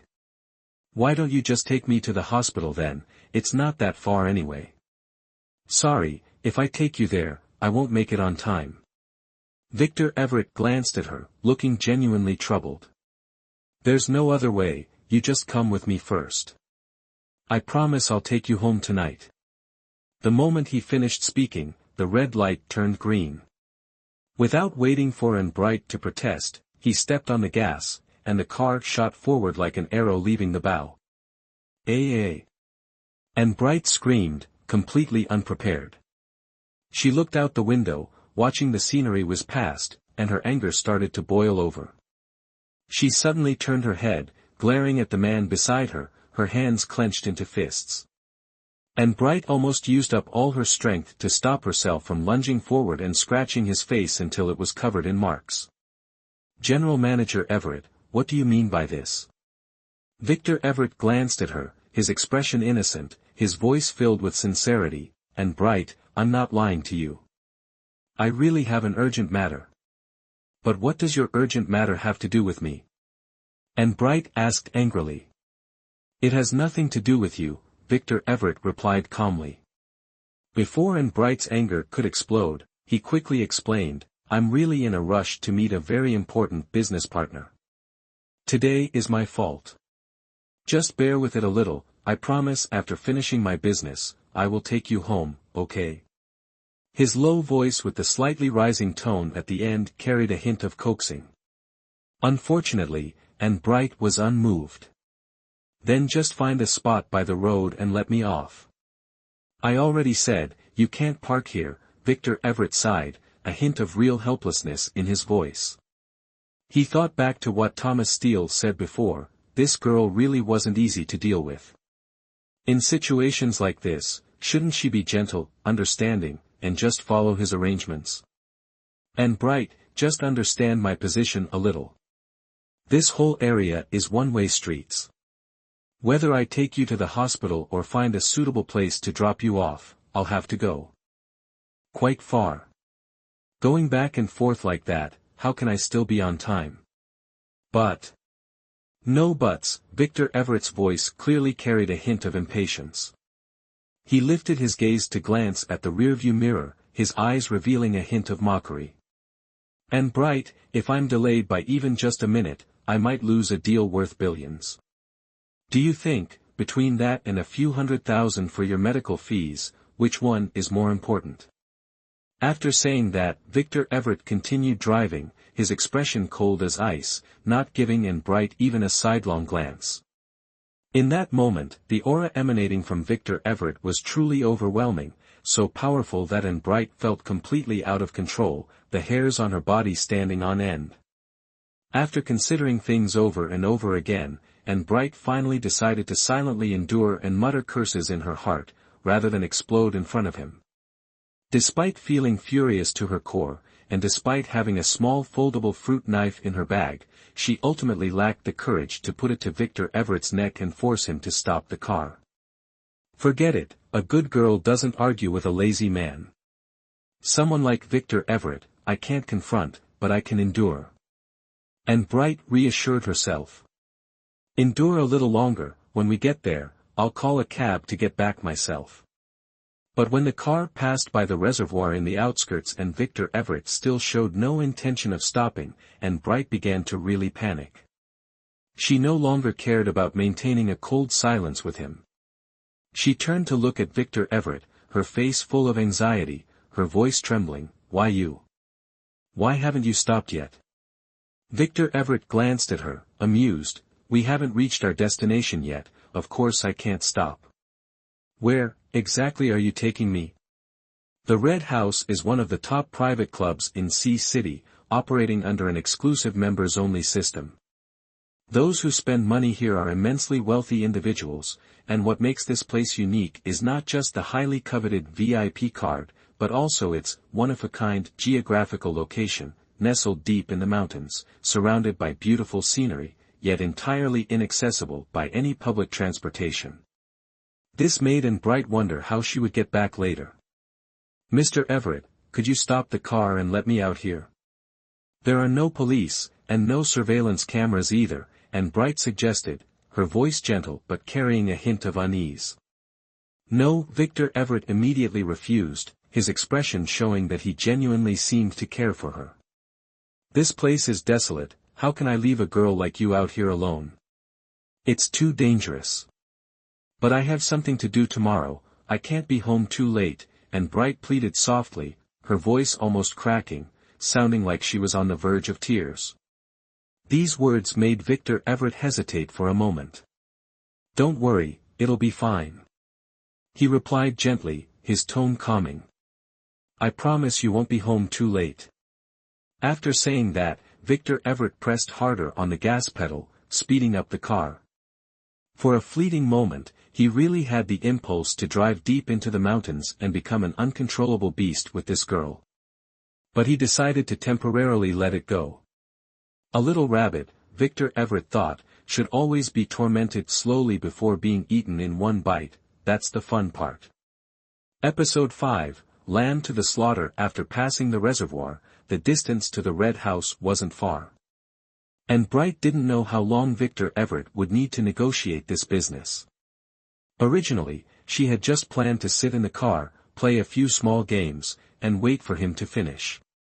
After all, the two of them weren't close, and even if they were good friends, matters involving business should be avoided for propriety's sake. But who could have imagined that after hearing her plan, Victor Everett simply raised one thick eyebrow and then directly dragged her out of the car. Ignoring her screams and struggles, he led her straight into the club. When they entered the door, still tugging at each other, there was already a man lounging on the sofa in the room. He was sitting facing the door, and when he saw this scene, he looked slightly surprised, though he didn't show much of a reaction. He only briefly made eye contact with Bright, then politely raised his hand in a casual greeting before immediately turning to Victor Everett to exchange familiar pleasantries. However, Bright felt that this person looked somewhat familiar. Searching her mental search engine, she recalled seeing him not long ago on the cover of a popular financial magazine. The chairman and CEO of Everstar Group, something like Ford, something. She didn't remember the full name, but due to her line of work, Bright was very adept at capturing and remembering people's facial features, although it was purely about remembering faces and not names. What made her remember this person was because, on the cover photo that day, she noticed he wore a pair of platinum cufflinks on his shirt cuffs. Bright suddenly thought that those cufflinks would be a perfect match for Marcus Forrest, and she wanted to buy them as a gift for him. But she eventually found out that they were limited edition, customized items from a certain brand, not something money alone could buy. Because of this, Bright had felt regretful for quite a while. While Bright was still lost in her idle thoughts, Victor Everett pushed her inside and sat her down on a sofa in a more distant corner. He had no intention of introducing Bright to the other two men, but this in itself also saved Bright from a great deal of awkwardness. "Lucas, you made it," Victor Everett greeted, then sat down next to Lucas Ford. A glass of wine was promptly placed in front of him. A bottle of 1986 Lafite, just uncorked. Victor Everett accepted the glass, took a small sip, and nodded in satisfaction. "Truly excellent. How have you been lately?" he asked. "Okay, I guess," Lucas Ford responded lazily, looking somewhat lethargic. Victor Everett let out a faint smile but said nothing more. He raised his hand to press the bell, and soon a waiter entered the room. Victor Everett leaned over and gave him some instructions before turning back to continue chatting with the person next to him. A moment later, the waiter returned, this time carrying a large tray filled with an assortment of drinks, snacks, and desserts. He walked straight up to Bright and laid each item out on the coffee table one by one before politely saying, "Please enjoy," and quietly left the room. Bright looked at the assortment of snacks on the table in front of her, feeling a little surprised. She lifted her head, her eyes wandering around the room with a mix of curiosity and unease. Bright lifted her head and just happened to meet Victor Everett's teasing gaze directed at her. Her heart skipped a beat, and she immediately put on a dark face, turning her head away, not wanting to look at him. Victor Everett noticed that Bright was only giving him the back of her head, but he didn't seem to mind at all. He simply smiled slightly and continued his conversation with Lucas Ford. Marcus Forrest had once mentioned that Bright was a very picky person, picky to the point that even gossip had to be filtered by who she was talking to. Naturally, Victor Everett was someone and Bright wanted to exclude from her acceptable conversation list. But the room wasn't too big, and no matter how much and Bright wanted to pretend to be deaf, she couldn't completely avoid overhearing some snippets of the two men's conversation. And the more she listened, the more she felt that she was being fooled. Business talk. She didn't hear a single word that made sense, but instead, it felt like they were just there to make idle chatter. Perhaps the only thing that seemed even slightly related to business was CEO Ford, who seemed to be asking Victor Everett for help in finding someone. And Bright felt annoyed, frustrated. She let out a deep sigh and abruptly stood up.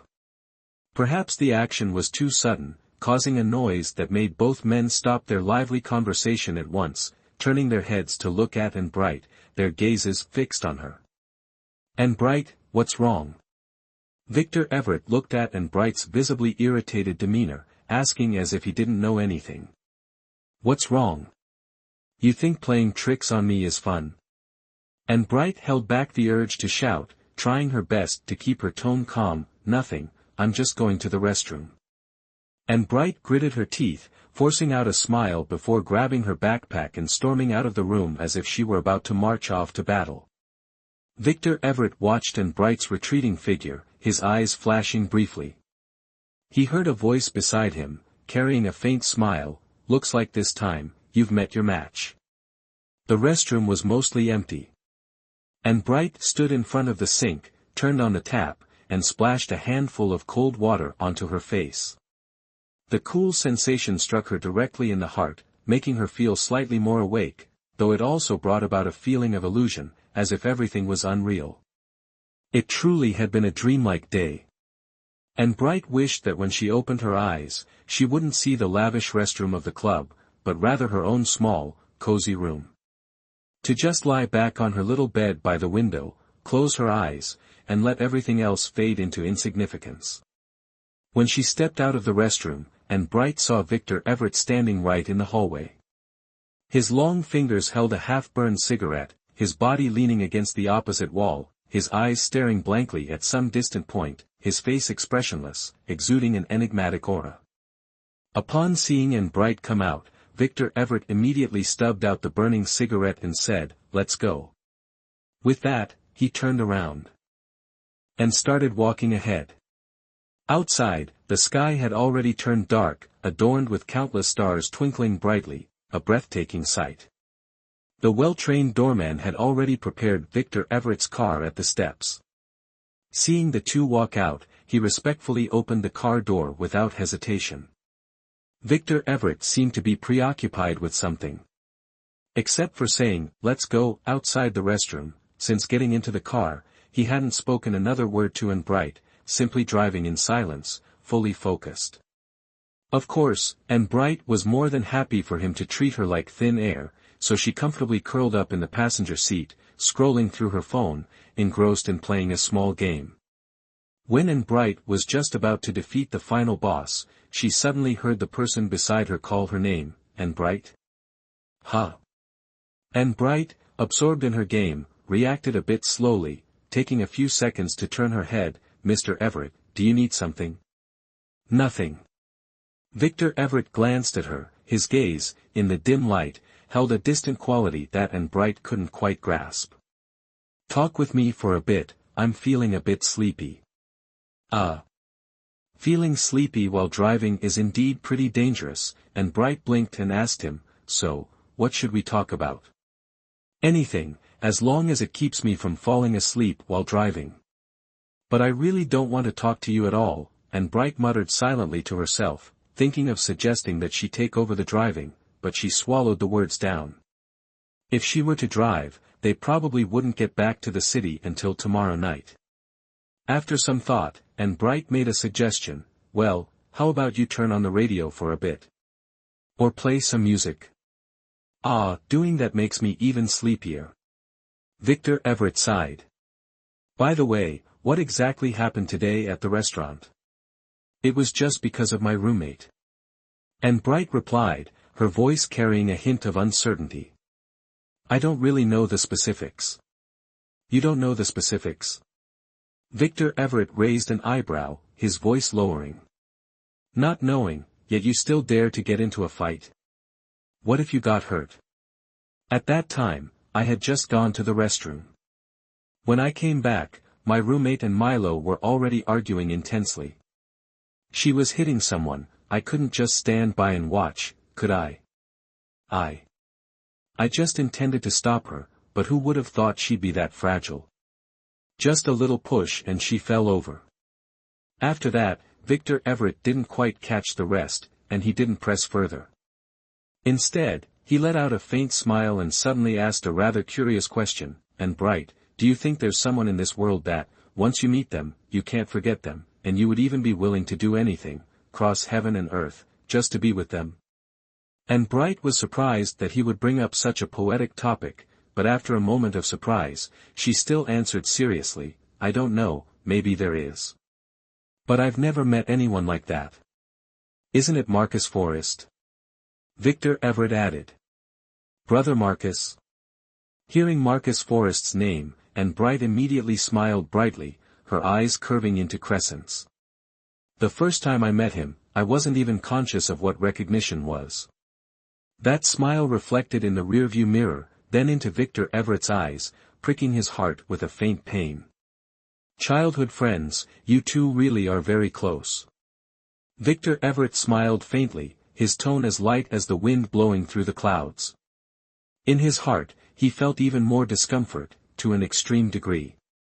Indeed, he had just talked too much, bringing unnecessary displeasure upon himself.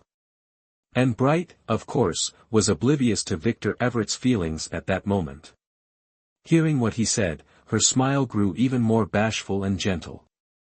"Brother Marcus is the person who's been the best to me, besides my grandfather.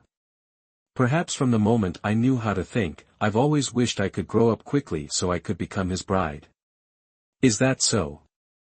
Victor Everett replied somewhat indifferently, then tightened his grip on the steering wheel, saying nothing more. Waiting to become Marcus Forrest's bride? But someone that he had his eyes on, how could he possibly let them go so easily?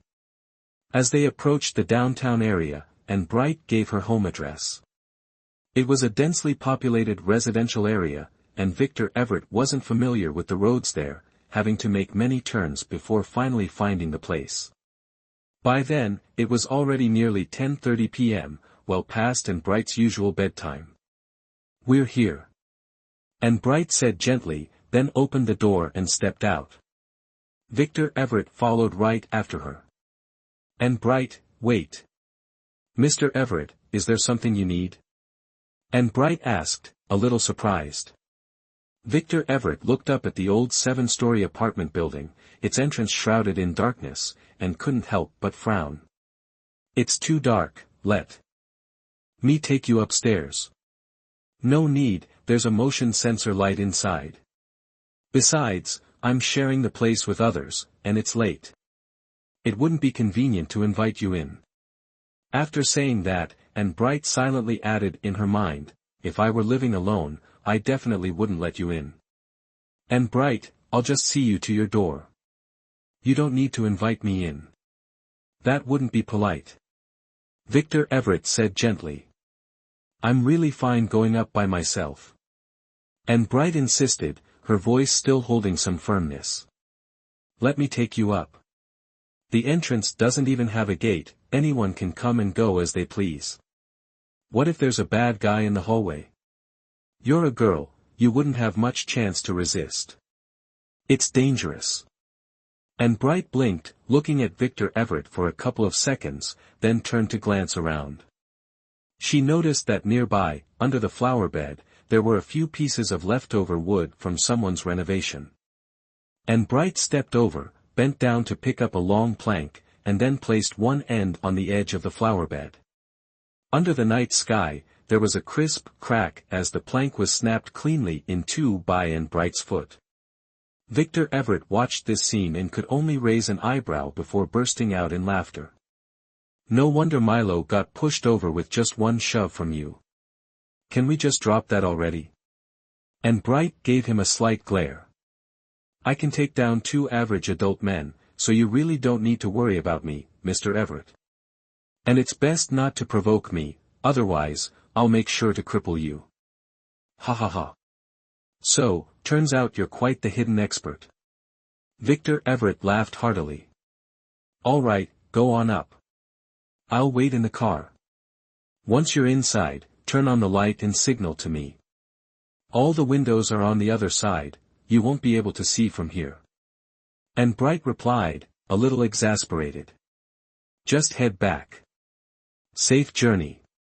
With that, she turned and dashed into the dark doorway of the apartment building. Victor Everett stood there, watching and Bright's figure disappear from sight. The smile on his lips gradually became deep and meaningful. He had always thought she was just a small rabbit that only knew how to bare its teeth. To his surprise, she turned out to be a cat that could scratch. Thinking of this, Victor Everett slowly let out a breath. The entire evening had made his heart itch restlessly, making it hard for him to stay calm. And Bright dashed straight to her front door, quietly retrieved her key, and opened it. But as she stepped inside, she discovered that little Amy was still awake, despite the late hour. Little Amy had cucumber slices stuck all over her face, and she was sitting in the living room watching entertainment news. When she saw Anne Bright return, she immediately stood up, her face full of tension. How is it? How did it go? How did what go? And Bright looked confused. Of course, I'm talking about Milo. Didn't you go with her to the hospital? You're back this late, was she seriously hurt? And Bright suddenly felt a bit guilty. In reality, she hadn't gone to the hospital but had instead been dragged away by Victor Everett halfway. On the way, Victor Everett received a call from his assistant, saying that Milo had only suffered superficial injuries, just needed some disinfecting and bandaging, and wouldn't even leave a scar. She recounted word for word what Victor Everett had said to little Amy. Then she suddenly remembered Victor Everett's question on the way back, about what had caused the argument in the first place, so she asked, by the way, what was it between you two? Why did you end up fighting? Little Amy sighed, the cucumber slices on her face making her expression look somewhat comical. Well, wasn't it because I fought with her over something yesterday? She must be holding a grudge. Little Amy sighed. Today, when you were in the restroom for a while, I got worried that something might have happened, so I went to look for you. But as I walked past her table, somehow Milo cried out, insisting that I stepped on her foot. So we started arguing. Then you came back, and things just went on from there. Oh. Not very dramatic, huh? And Bright replied indifferently. Dramatic, my foot. Little Amy smiled wryly. Oh, by the way, how much did you pay for the hospital bill? I'll pay you back. Huh? There's no need. And Bright yawned as she walked into the room to get her clothes ready for a shower. Little Amy hurried after her. Don't be like that, it all started because of me, after all. All right, we'll talk about it later. And Bright waved her hand dismissively, giving a nonchalant answer, before opening the bathroom door to wash up. The hospital expenses for Milo were probably paid by Victor Everett's assistant in the end. Not to mention, it was just a small amount, even if it were much more, Victor Everett wouldn't bother asking for it back. This wasn't about taking advantage of anyone, someone. Like Victor Everett wouldn't stoop to haggle over something so trivial. Moreover, and Bright was worried that if little Amy kept asking, it might lead to her revealing that she hadn't gone to the hospital that afternoon but instead went to the outskirts with Victor Everett. That was something she didn't want anyone to know. Oh. Little Amy sighed. There hasn't been much to be happy about lately. Hurry up and let Friday come already. Brother Marcus will be back on Friday. Friday arrived in the blink of an eye, but the weather wasn't good that day. And Bright drove for hours, braving the rain to reach the airport. Before she could even catch her breath, she heard the announcement over the speaker that Marcus Forrest's flight was delayed. Then she had to endure another 2 hours of waiting. When Marcus Forrest's familiar figure appeared at the gate, blending into the crowd, and Bright's heart jumped with excitement. Without caring that she was in a public place, she jumped up and called out, "Brother Marcus." And Bright rushed towards him like a small deer. Initially, she even planned to leap romantically into his arms. But just 2 steps away from Marcus Forrest, she suddenly halted, frozen in her tracks. She noticed that beside Marcus Forrest was a beautiful, charming woman. In Marcus Forrest's hand, he was holding a small pink suitcase, which was obviously the woman's. "Brother Marcus." And Bright stared at the two, her gaze full of confusion. Marcus Forrest was slightly surprised when he saw Anne Bright running toward him, but then his face broke into a bright smile, filled with surprise and happiness. "Anne." He took a big stride forward, pulled Anne Bright into his arms, and hugged her tightly. Smelling the faint fragrance from her hair, he sighed in contentment. "Did you miss me?" "Of course, I missed you every single day." As Anne Bright spoke, her gaze involuntarily flicked back to the woman for a brief moment. Marcus Forrest must have missed her greatly, as his eyes were fixed only on the person in front of him, not noticing Anne Bright's small movement. "Didn't I tell you not to come today since it was raining? You just couldn't help yourself, huh?" He smiled gently. "I didn't hear you. I drove here myself." "Ha." Marcus Forrest laughed, then let go of Anne Bright, turning to the beautiful woman standing beside him. "Anne, do you still remember her?" Anne Bright looked blankly at the beautiful woman for a moment, then turned back to Marcus Forrest, shaking her head. "This is Sylvia Bloom." As soon as she finished speaking, the beautiful woman giggled. "Anne, you used to call me Sister Bloom, remember?" "Ah." Anne Bright choked, but the word "sister" got stuck in her throat, and she just couldn't say it out loud. Anne Bright had always been someone who lived day by day, never taking things too seriously or letting herself be bothered too much. If there was anyone in the world besides her grandfather and Marcus Forrest who could make her care, it was Sylvia Bloom. She was the weak point between Anne Bright and Marcus Forrest, the shadow she had never been able to shake off. She had never thought about the possibility of seeing Sylvia Bloom again. But unexpectedly, after so many years, here they were, meeting once again. The feeling of discomfort, even fear, was still there. Anne Bright looked at the person in front of her, her hand hanging at her side unconsciously clenched into a fist. Meanwhile, Sylvia Bloom still smiled naturally. While Anne Bright was observing her, she too looked Anne Bright up and down, then let out a soft sigh, her voice tinged with nostalgia. "Ah, time really flies. Look at you now, the little girl has grown into a beautiful young lady. Time indeed doesn't spare anyone, even if we don't want to grow old." Marcus Forrest smiled, intending to say that he wasn't really that old, but before he could open his mouth, Anne Bright quickly interrupted. "Brother Marcus is a man. Men at 30 are just like flowers in full bloom." Both of them paused slightly at Anne Bright's words. Sylvia Bloom's smile seemed to show a slight crack. Meanwhile, Marcus Forrest frowned, reaching out to lightly tap Anne Bright on the head, smiling as he lightly scolded her. "Anne, don't say nonsense." "Humph." Anne Bright rolled her eyes, turning away and refusing to look at her, continuing to mutter internally, "Women at 30 are like tofu, who's part of your family, huh? You tofu, why pretend?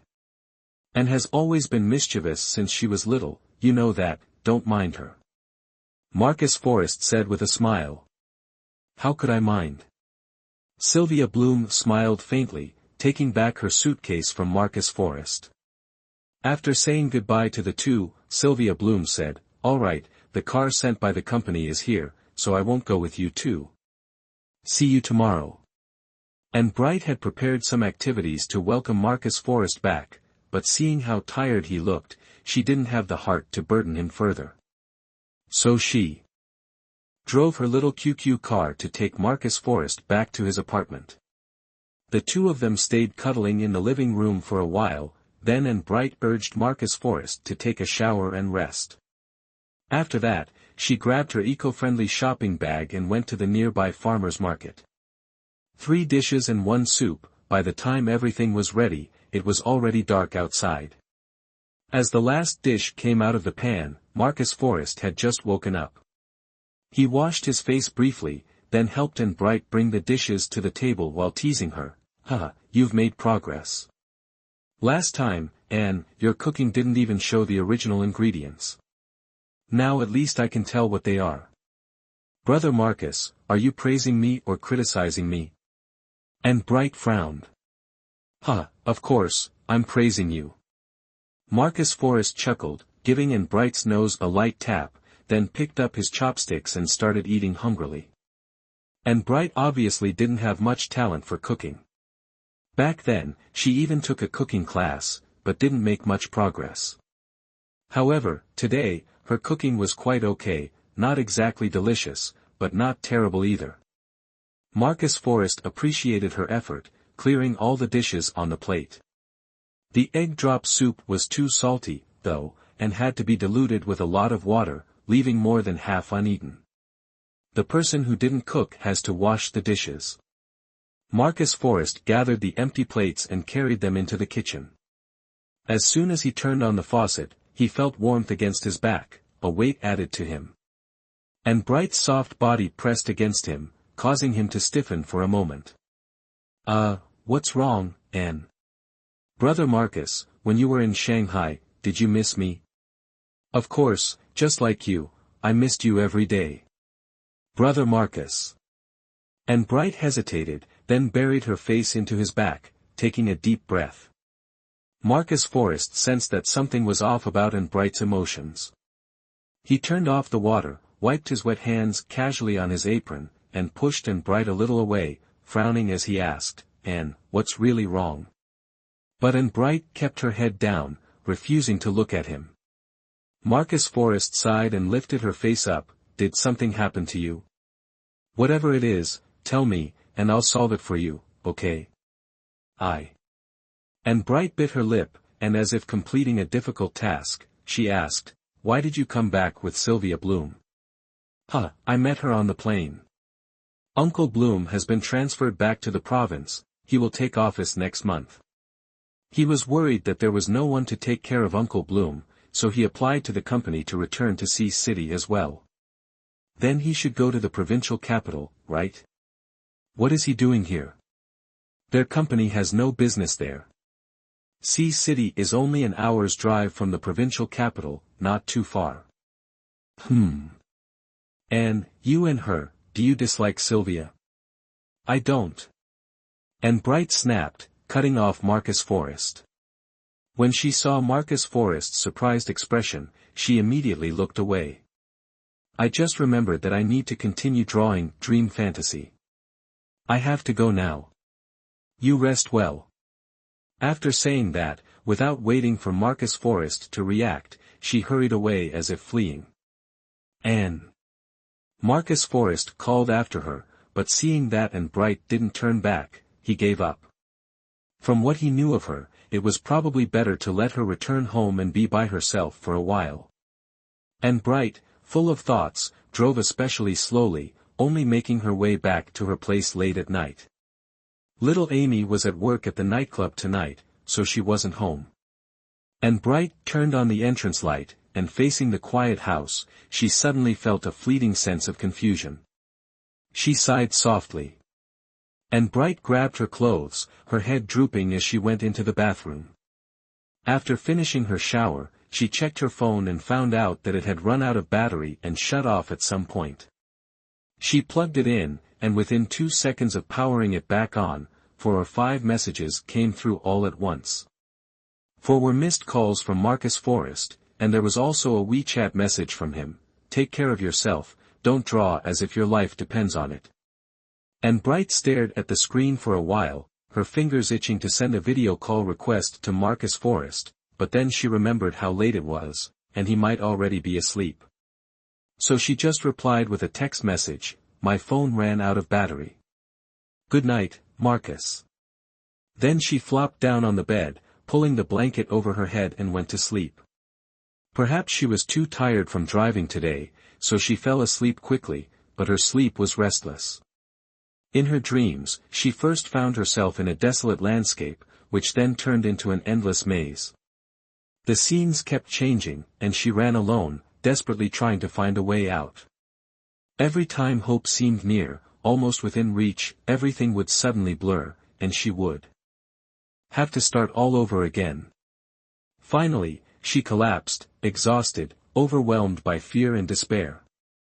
A large, warm hand appeared in front of her, and a familiar voice called out gently from above, "Anne." "Marcus." And Bright was overjoyed, gripping that hand tightly, tears in her eyes as she looked up. A familiar face came into view, but just as it appeared in her vision, it twisted, and when it solidified, it was Victor Everett's face. "Ha!" He stared intently at Anne Bright, smiling coldly. The next moment, his mouth opened wide, full of blood, and he swallowed her whole. "Ah!" A scream tore through Anne Bright's throat, and the dream ended abruptly. Anne Bright opened her eyes suddenly, breathing heavily, her mouth dry, her body drenched in cold sweat. Thank goodness, it was only a nightmare. How could I dream of Victor Everett, someone completely irrelevant? Anne Bright sighed weakly and picked up her phone to check the time. 1:20 a.m. Anne Bright got up, went to the living room, and poured herself a glass of water. After drinking, she lay back on her bed, but sleep eluded her. She tossed and turned for a while, then reached over to pull back the curtains. She leaned against her pillow, looking out at the night sky, and let her mind wander. After a while, her thoughts drifted to the past. When she was 4 years old, Anne Bright sat in her grandfather's living room building blocks. Marcus Forrest pulled on her pigtails and said, "You're the little girl from Uncle Anne's family, right? When you were born, I saw everything. You'll be my wife in the future, okay?" When Anne Bright was 6 years old, she started elementary school. It was the same school that Marcus Forrest had attended. At that time, her Marcus had already graduated from elementary school and was now a middle school student. However, Marcus Forrest still went out of his way every day, taking extra streets to walk her to and from school. And Bright thought that if she could be with him like this forever until they were old, it would be wonderful. But one afternoon when she was 8, Marcus Forrest came to pick her up from school as usual, but this time there was a beautiful girl beside him. Marcus Forrest smiled and told her that this was his new desk mate, Sylvia Bloom, and today was her first day transferring to his class. He also told Anne Bright that Sylvia Bloom was their neighbor, the daughter of Uncle Bloom, who had grown the grape arbor in their yard. Since then, their group had a new member, an older, beautiful, and mature sister, who quickly became the center of attention for many boys. However, Sylvia Bloom only liked to cling to Marcus Forrest, and like him, she treated Anne Bright as just a little child. Later, as Marcus Forrest got busier with his studies, he spent less and less time with Anne Bright. But he could still go to and from school with Sylvia Bloom every day because they were deskmates, and they were aiming for the same prestigious high school. Anne Bright knew it was good for Marcus Forrest to focus on his studies, but she still felt a suffocating weight in her heart, even though she didn't quite understand why. In the summer when she was 13, Sylvia Bloom told her that Marcus Forrest and she had started dating, and they were planning to go to America together. Anne Bright couldn't believe it. Anne Bright rushed to Marcus Forrest's house to confront him, but when she arrived, she saw a delicate pink envelope sitting on his desk. A bad feeling rose in her heart. Anne Bright reached out to grab it, but Marcus Forrest snatched it away just in time, hiding it behind his back. Even so, she managed to catch a glimpse of the words on it, "To my dearest Sylvia." Anne Bright returned home, heartbroken, locking herself in her room and crying her heart out. She finally understood that the feeling of her heart racing was called infatuation, and the bitterness she felt was actually jealousy. She hated herself for being too young, unable to grow up fast enough before Marcus belonged to someone else. But Anne Bright had no time to dwell on her heartbreak and sadness before tragedy struck. The news of her parents' death in a car accident shattered her world entirely. After her parents' funeral, she hid herself away, wishing she could become a cocoon, hiding away in its thick shell, never having to face those heartbreaking and painful events again. She just wanted to fade away, wishing for no intervention. When everyone else was at a loss, it was Marcus Forrest who found her. He didn't care about the pressure of the college entrance exams, staying by in Bright's side, never leaving. By the time Anne Bright finally came out of her grief, she realized that many things had changed. Uncle Bloom had been transferred elsewhere, and Sylvia Bloom had left for abroad earlier than planned. Only Marcus Forrest remained. She asked him, "Why didn't you go to America to find Sylvia Bloom?" Marcus Forrest simply smiled without saying anything.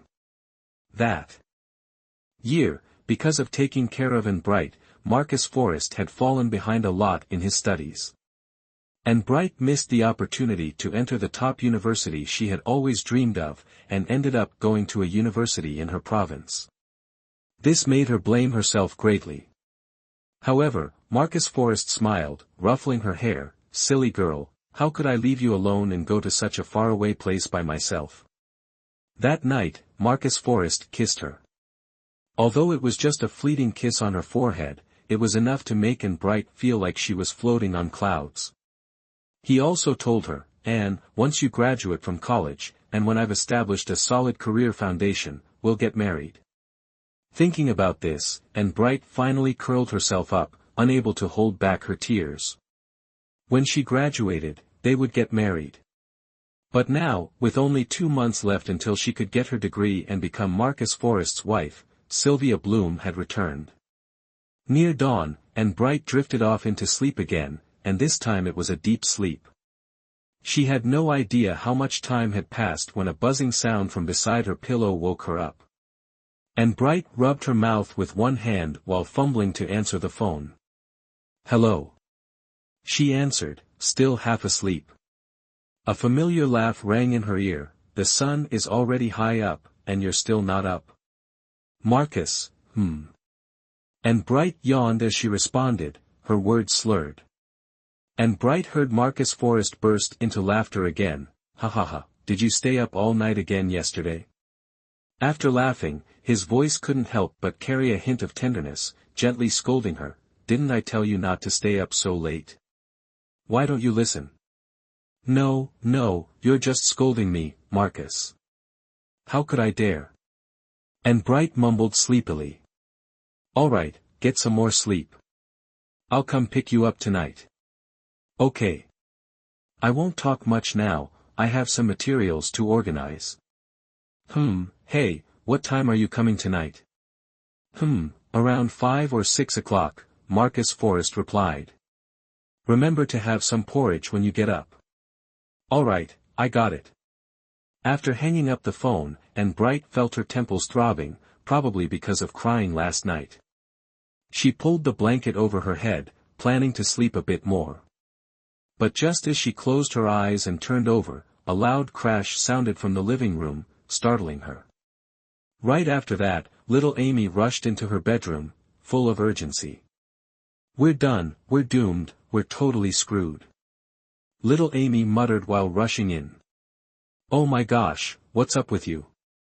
Anne Bright had her blanket snatched away and opened her eyes reluctantly.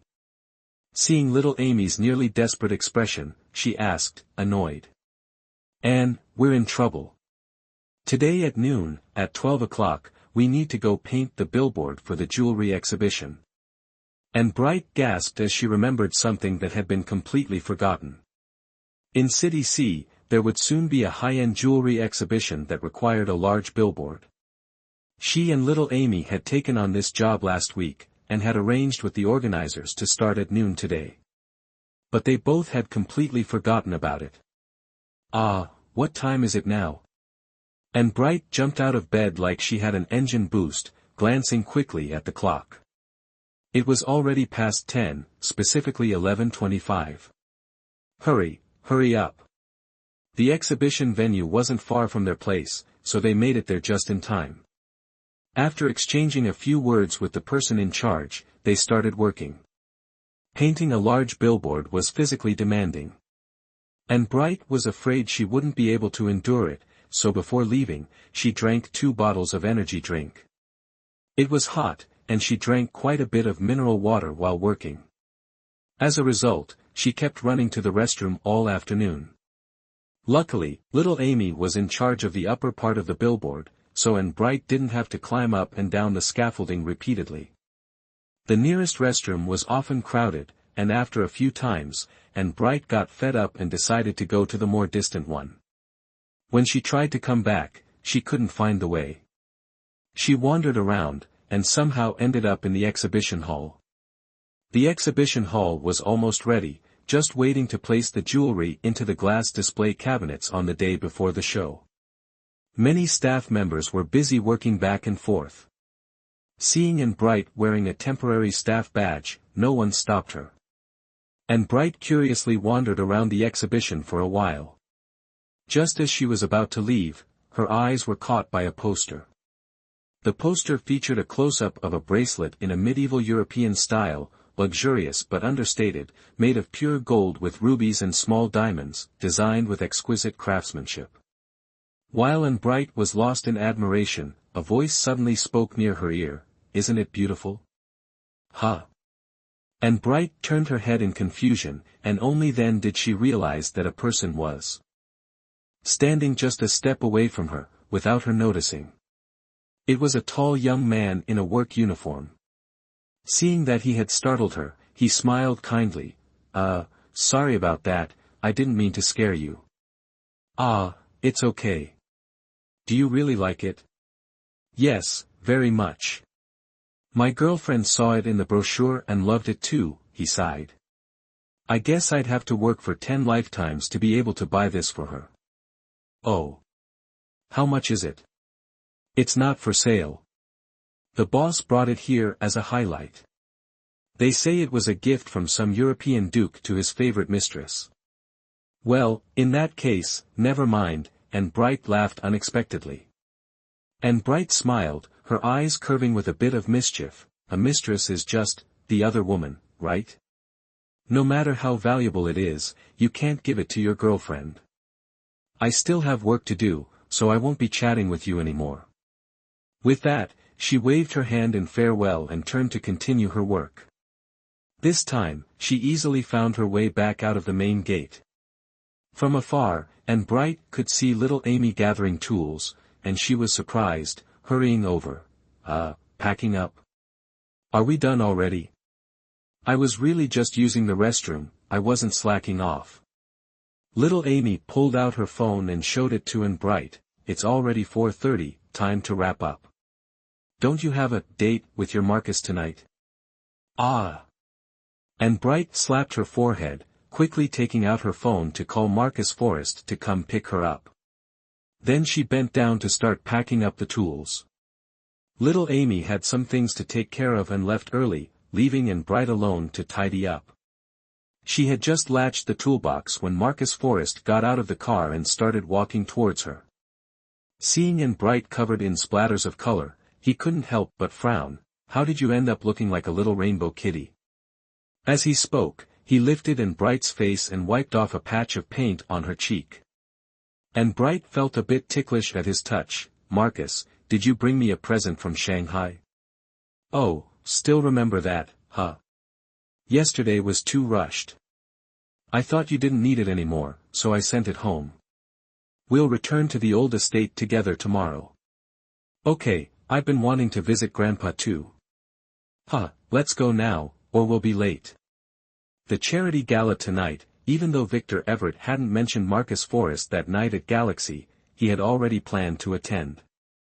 After leaving the showroom, he drove straight to one of the high-end fashion boutiques he often visited.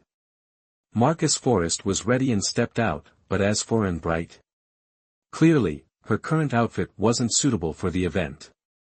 Anne Bright wasn't the type of girl who liked dressing up in elaborate clothes and attending upscale venues. Every time there was such an event, it was always Marcus Forrest who took care of things for her. This season's gowns didn't seem to suit Anne Bright's style.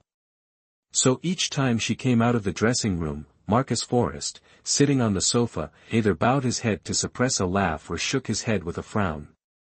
After trying on more than half of the dresses in the store, Anne Bright felt like crying. "Marcus, can I not go?" Anne Bright said pitifully. She was just about to say more when Marcus Forrest's phone rang. It seemed like an important call, so he quickly answered it, gestured to Anne Bright, and walked outside. Anne Bright could only pull a sad face, taking a white floor-length evening gown from the store assistant and stepped into the fitting room again. The zipper of this dress was at the back. Putting on the dress was quite troublesome, and it took Anne Bright some time before she could gracefully step out of the fitting room. At this point, Marcus Forrest was still on the phone, but another person was now sitting on the store's sofa, Victor Everett. Anne Bright stood there, stunned, staring at him, somewhat not understanding what was happening. "What are you doing here?" "Anne, this store is open for business, so of course, I'm here to shop."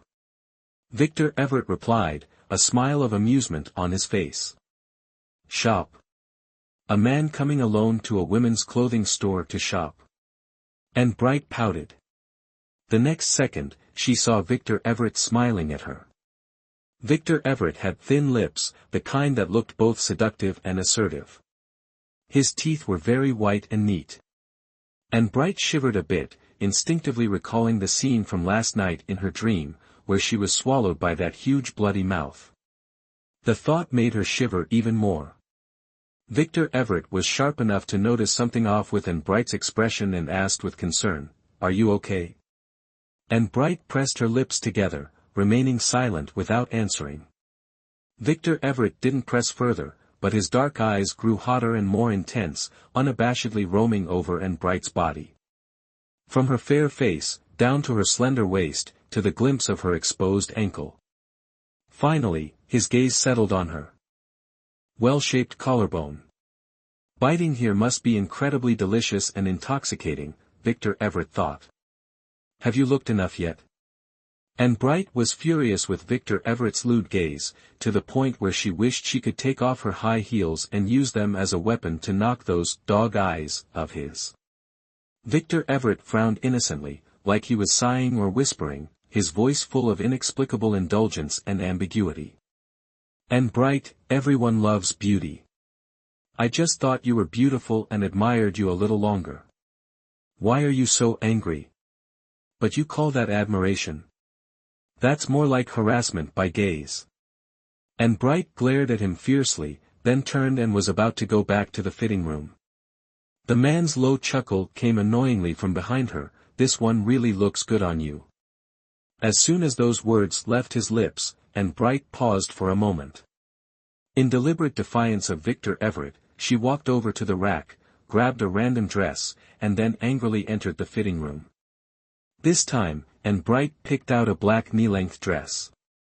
Once she was inside, she immediately changed out of the dress that Victor Everett had complimented. Then she sat on the chair for a while, waiting until she was sure that the annoying person had left before stepping out. Sure enough, the annoying person was gone, but Marcus Forrest was still on the phone.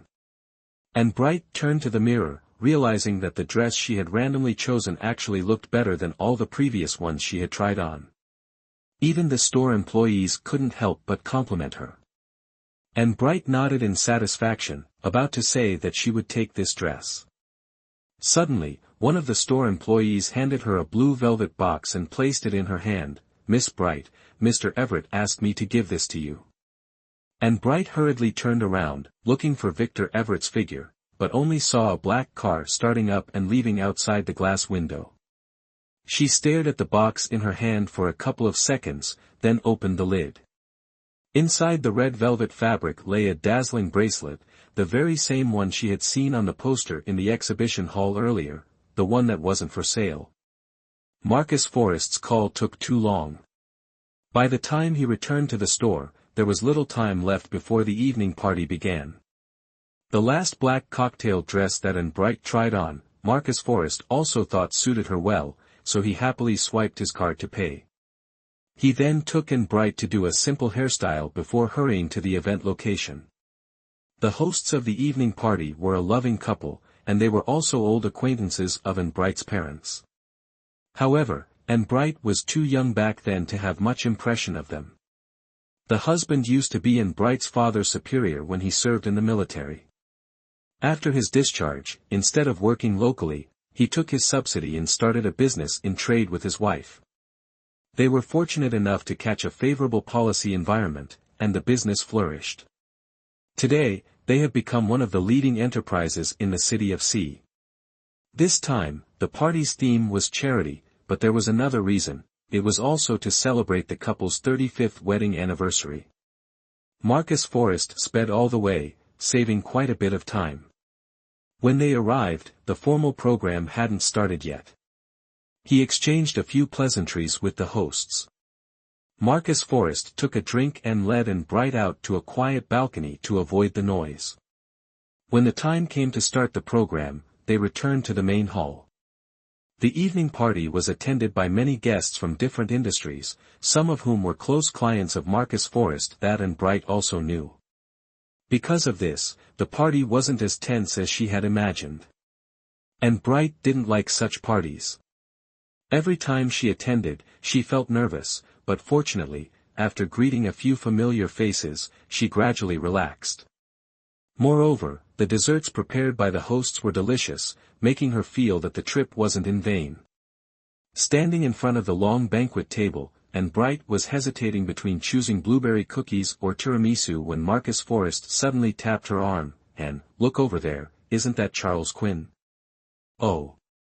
And Bright looked up, following the direction he pointed, and indeed, there was a familiar figure. "Yes, looks like him. That's definitely him." Saying that, Marcus Forrest had already grabbed her hand and started walking towards Charles Quinn.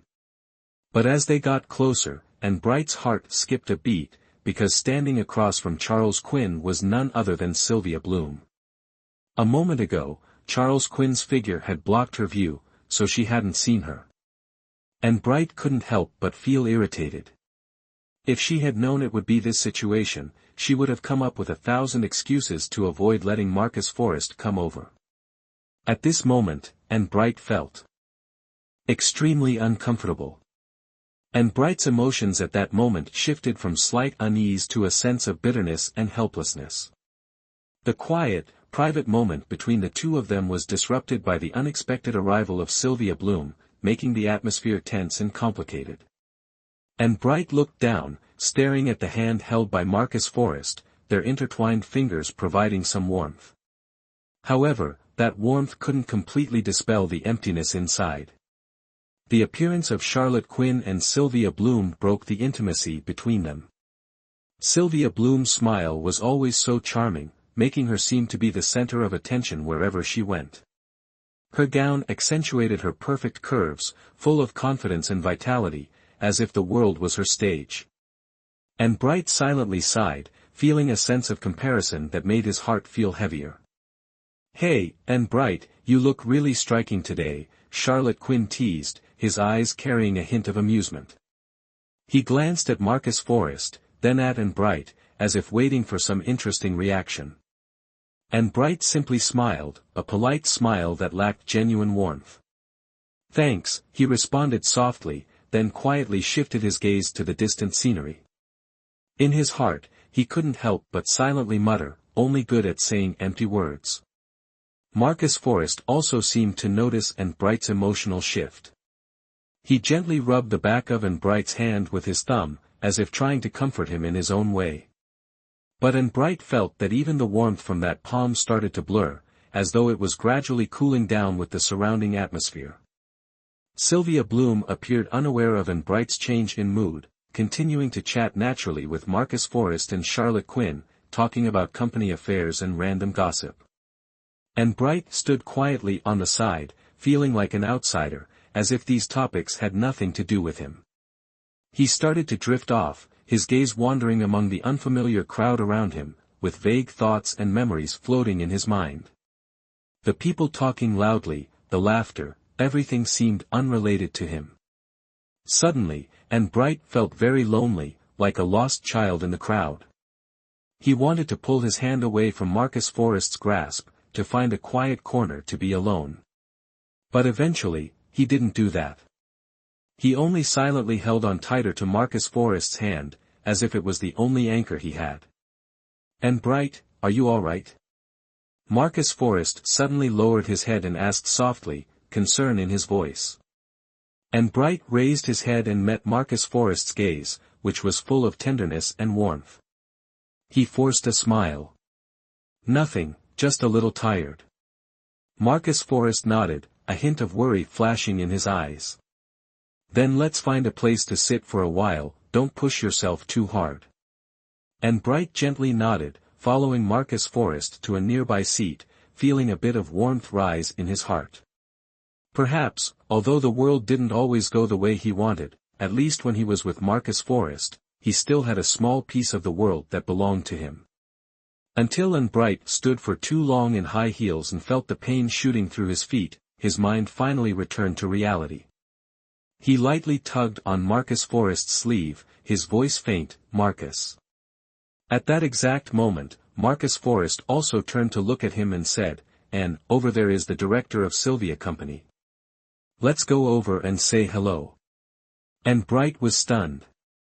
He originally wanted to tell Marcus Forrest that he was too tired from standing and wanted to find a place to sit. But seeing that Marcus Forrest didn't seem to notice and mentioned greeting the director, and Bright could only bite his lip and keep silent.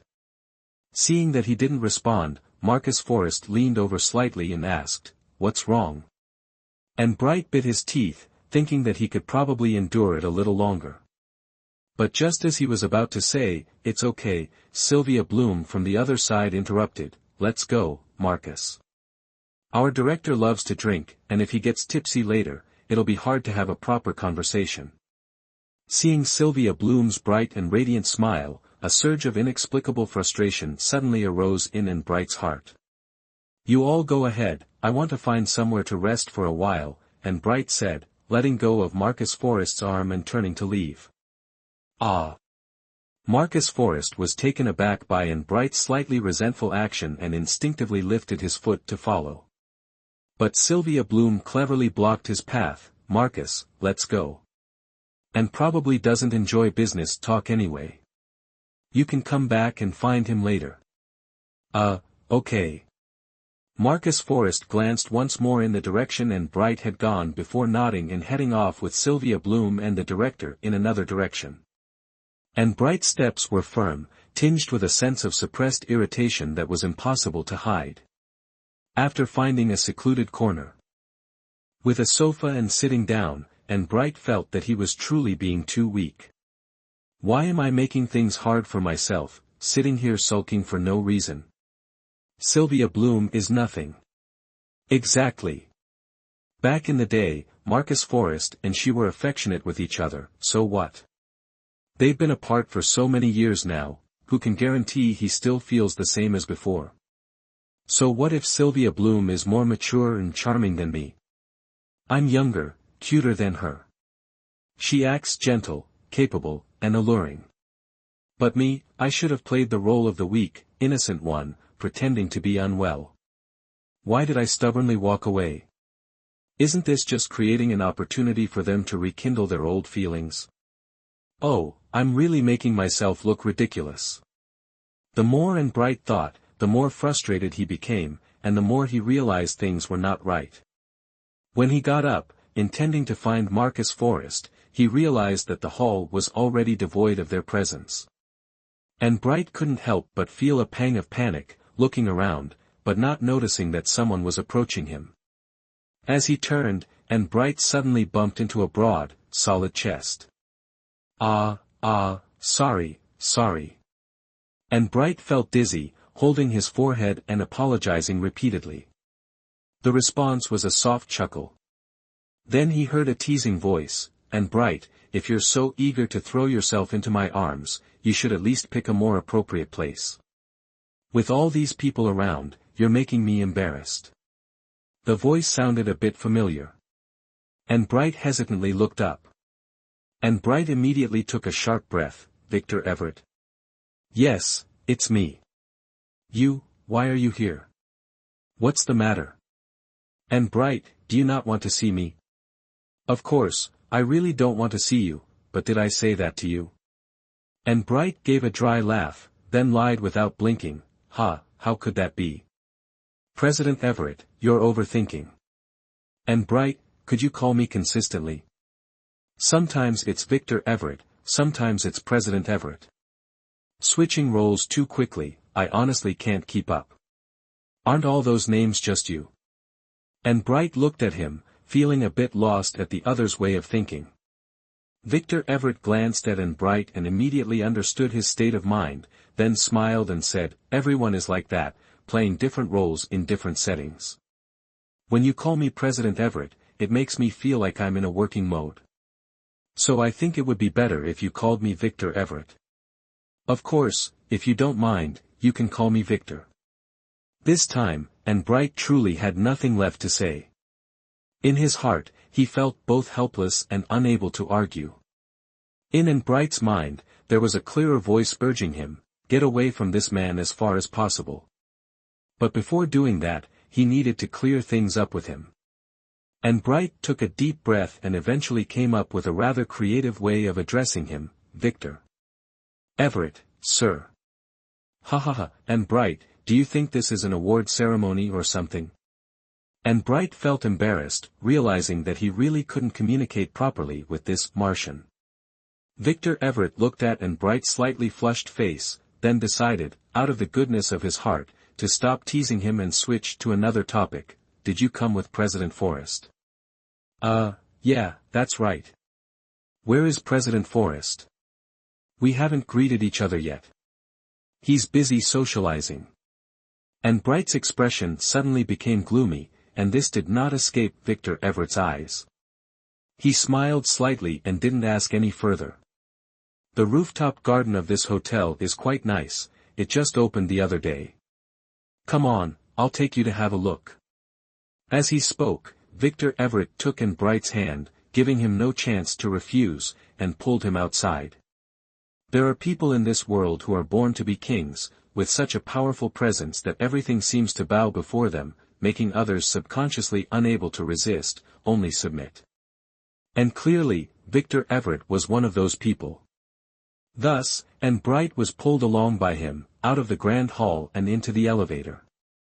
By the time Bright reacted and realized that he should have resolutely pulled his hand away from Victor Everett and firmly said, "No," to him, he was already standing by the railing of the rooftop garden. Standing in this spot, one could see almost half of Sea City with its brilliant night view. Victor Everett spoke while casually pointing downwards, unintentionally exuding the aura of someone wanting to conquer the world, as if holding the entire landscape in his grasp. However, when Bright instinctively looked in the direction he was pointing, he couldn't help but immediately take a step back, continuing until he bumped into a potted plant far from the railing. Victor Everett looked at Bright's reaction, which seemed a bit excessive, and couldn't help but feel surprised. "Bright," he called out, taking 2 quick steps forward. He noticed Bright's face had turned pale, so pale that it made him suddenly realize something.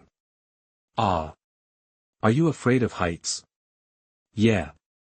Bright weakly nodded, then closed his eyes, trying to take several deep breaths. After about 10 seconds, he gradually calmed down and looked up at Victor Everett. "It's not too serious. I can look down if it's less than 10 floors. Victor Everett frowned slightly, his voice filled with regret. "I'm really sorry, I didn't know you were afraid of heights." "It's okay," Bright responded softly. "Such a pity. The view of Sea City from here at night is really beautiful. There's a telescope over there, do you want to take a look at the night sky? If we're lucky, we might see a shooting star from elsewhere," Victor Everett said, his voice calm. "Shooting star? Isn't it just a comet, nothing lucky about it," Bright muttered softly. "Bright, are you in a bad mood tonight?" Victor Everett looked down at Bright. Even though Bright still responded to him, it was clear that his mind wasn't focused, lacking the usual liveliness. Bright was startled, then his big dark eyes darted back and forth. "No, not at all. What makes you think I'm unhappy?" "I'm really happy." The words seemed to carry a hint of trying to cover something up. But Bright's displeasure when facing him became quite evident at that moment. Victor Everett only smiled lightly, wisely not saying anything further. Suddenly, and Bright called out seriously, "Mr. Everett." Victor Everett responded. "And Bright, just call me President Everett," he frowned, feeling even more uncomfortable hearing "Mr. Everett" from Anne Bright's mouth than being called President. Victor Everett knew that Anne Bright didn't understand the full significance behind the title, Mr. Everett. In the Everett family, Mr. Everett was a specific title for the head of the family, carrying immense responsibility. And in the gray areas of society, Mr. Everett represented absolute power and authority, but also things that were not exactly good. Those were things he had fought for through bloody and ruthless battles. In truth, he quite enjoyed being called that, as it gave him an immense sense of achievement. But this so-called others did not include Anne Bright. Because those things made Victor Everett feel that he and Anne Bright were entirely opposite people. He was the darkness, his hands stained with blood, while Anne Bright was pure, bright, even as transparent as crystal. It seemed as if the two of them could only ever belong to two completely different worlds. This feeling, Victor Everett did not like, he even utterly hated it. Anne Bright, of course, could not perceive these thoughts in Victor Everett's mind. To him, it was merely a form of address, nothing worth dwelling on. Thus, while silently labeling Victor Everett as an odd person, Anne Bright opened his handbag, took out the blue velvet box, and handed it to him. "This, I can't accept." It was a gift Victor Everett had given just a few hours ago. He glanced at the box but did not take it back. "Why?" "No work, no reward," Anne Bright replied softly. "It's just a small trinket. I thought it suited you, so I gave it to you." "Do you really have to be so serious?" Victor Everett shrugged. "A small trinket?" Anne Bright didn't believe it. Even without seeing the poster, he wouldn't have believed that Victor Everett would gift an ordinary piece of jewelry. Not to mention, that piece was prepared for a large jewelry exhibition, surely deserving of the phrase, priceless treasure. And Bright resolutely pushed the box forward a bit more, his face set with determination. "I know this bracelet is a non-sale item from the jewelry exhibition, it's too precious." "I can't accept it," Anne Bright said.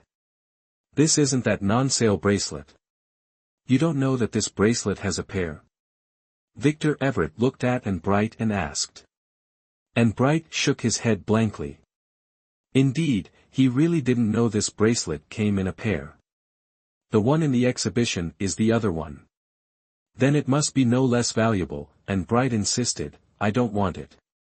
Victor Everett narrowed his eyes, his expression starting to darken. "What I've given, there's no reason to take it back. But it's truly too valuable. I really can't accept it," Anne Bright said earnestly. Victor Everett still said nothing, nor did he show any intention of taking back the box. Anne Bright gritted his teeth and pulled out his last card. "I heard that this bracelet was given by a European duke to his mistress. President Everett giving it to me, isn't that kind of insulting?" Anne Bright, Victor Everett squinted at him. "You only know that this bracelet is a non-sale item from the jewelry exhibition, but you don't know that it comes in a pair. And you also don't know that the Duke's mistress couldn't marry him due to family issues. Because of that, the Duke remained unmarried his entire life. How do you know that story isn't something the merchants made up to hype up its value?" Victor Everett continued, "You don't know anything, so on what basis do you consider my sentiment as an insult?" Anne Bright was completely speechless, only able to stare blankly at Victor Everett. Anne Bright felt deeply aggrieved. He had never asked for her opinion before giving her such a valuable item, and she only wanted to refuse it, find an excuse not to accept it. Yet in the end, she ended up being criticized as stingy. Tonight, everyone was making things difficult for her. What had Anne Bright done to deserve such treatment? Anne Bright blinked, feeling the sting of resentment and the tears welling up. Suddenly, she grabbed Victor Everett's hand and forced the box back into his grip. "I don't want to accept it, that's it." When the box was handed back, Anne Bright's slender fingers accidentally brushed against Victor Everett's palm, creating an indescribable tingling sensation. This was the first time and Bright had taken the initiative to touch him, but it was to refuse him. Victor Everett felt a flash of disappointment in his heart, a strange, inexplicable feeling of discomfort. He shook the box slightly, then asked again, "Are you really sure you don't want it?" "No." And Bright said firmly. Victor Everett stared at her for a moment, his eyes growing darker. "All right then," he said. As soon as he finished speaking, he swung his arm and threw the box directly into the nearby fountain. Under and Bright's astonished gaze, Victor Everett gave a cold smile and said casually, "If you don't need it, then it's no different from garbage. Of course, it should be thrown away." With that, he unexpectedly grabbed and Bright's shoulders, pulling her towards him. And Bright was completely caught off guard by his sudden action. And Bright completely didn't expect that he would take action. Being pulled unexpectedly, she staggered, and the painful spot on her foot was pressed hard. And Bright screamed in pain, then bit her lip, trying to take a deep breath. Perhaps her cry was too pitiful, causing Victor Everett to stop his actions. He knew exactly how much force he had used, and besides, and Bright knew some martial arts, she shouldn't have been hurt so easily. "What's wrong with you?" Victor Everett asked. And Bright didn't answer, only frowned and took small, shallow breaths. Victor Everett's gaze roamed over her body, eventually realizing that and Bright was standing in an odd position, balancing on one leg. "Are your shoes uncomfortable?" As he spoke, Victor Everett bent down, lifted and Bright's leg, and removed her high heels. Indeed, on the joints of her toes and around her Achilles tendon, there were large blisters, some of which had even burst, exposing raw skin.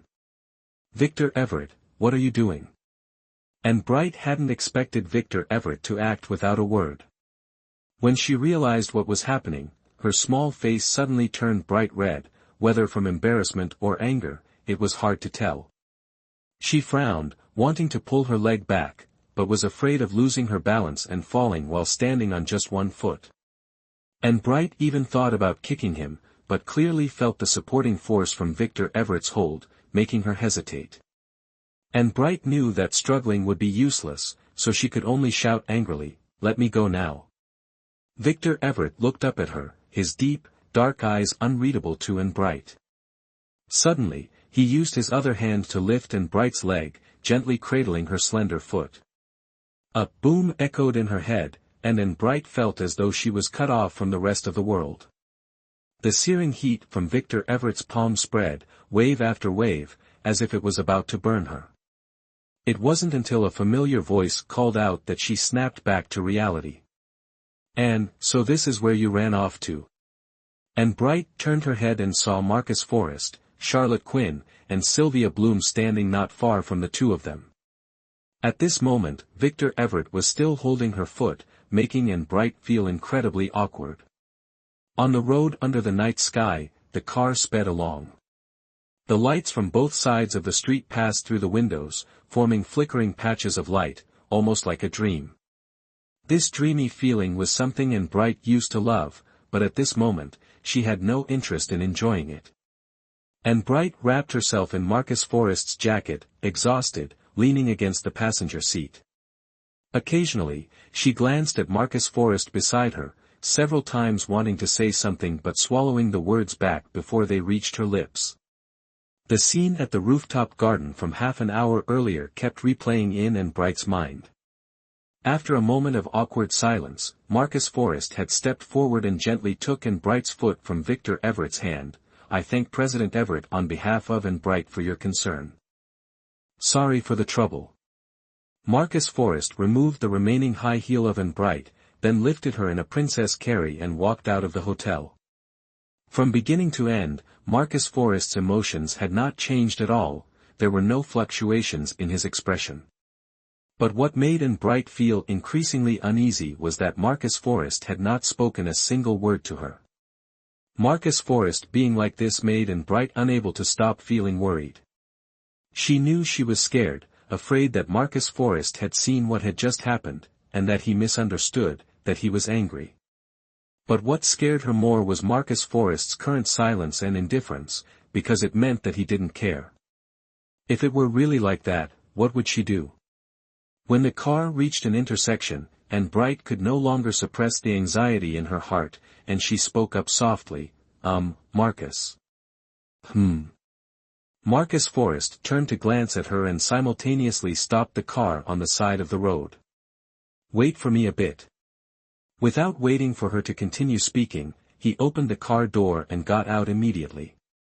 And Bright exclaimed in surprise, watching him stride quickly towards the 24-hour convenience store on the side of the road. Her gaze turned slightly dim. Very soon, Marcus Forrest returned, carrying 2 plastic bags in his hand. He got back into the car, placed the bags on the dashboard, then bent down, gently took hold of Bright's ankles, and placed both her feet on his lap. You. And Bright didn't expect Marcus Forrest to do this, unable to react in time. She looked at her legs, fair and slender, exposed beneath her dress, pressed right up against Marcus Forrest's legs, making her blush instantly out of embarrassment. Marcus, what are you doing? And Bright asked shyly. Just stay still. Marcus Forrest gently patted Bright's legs, his voice calm and warm. And Bright immediately froze, not daring to move, feeling that the car's air conditioning was set too high, making her feel overheated. Marcus Forrest gave her a reassuring smile. Bear with it a little, it might hurt, he said. Then he rummaged through the plastic bags and pulled out some Band-Aids and a small bottle of alcohol. He soaked a piece of tissue with the alcohol and began gently wiping each of Bright's wounds to disinfect them. There weren't any pharmacies on the way, so we'll have to make do with this, Marcus Forrest said as he leaned down and softly blew on the wounds. And Bright reflexively pulled her legs back, but he held them firmly. Don't move. Marcus Forrest smiled softly, adding, I learned this from those martial arts dramas. And, do you remember when I fell off the tree as a kid and hurt my leg?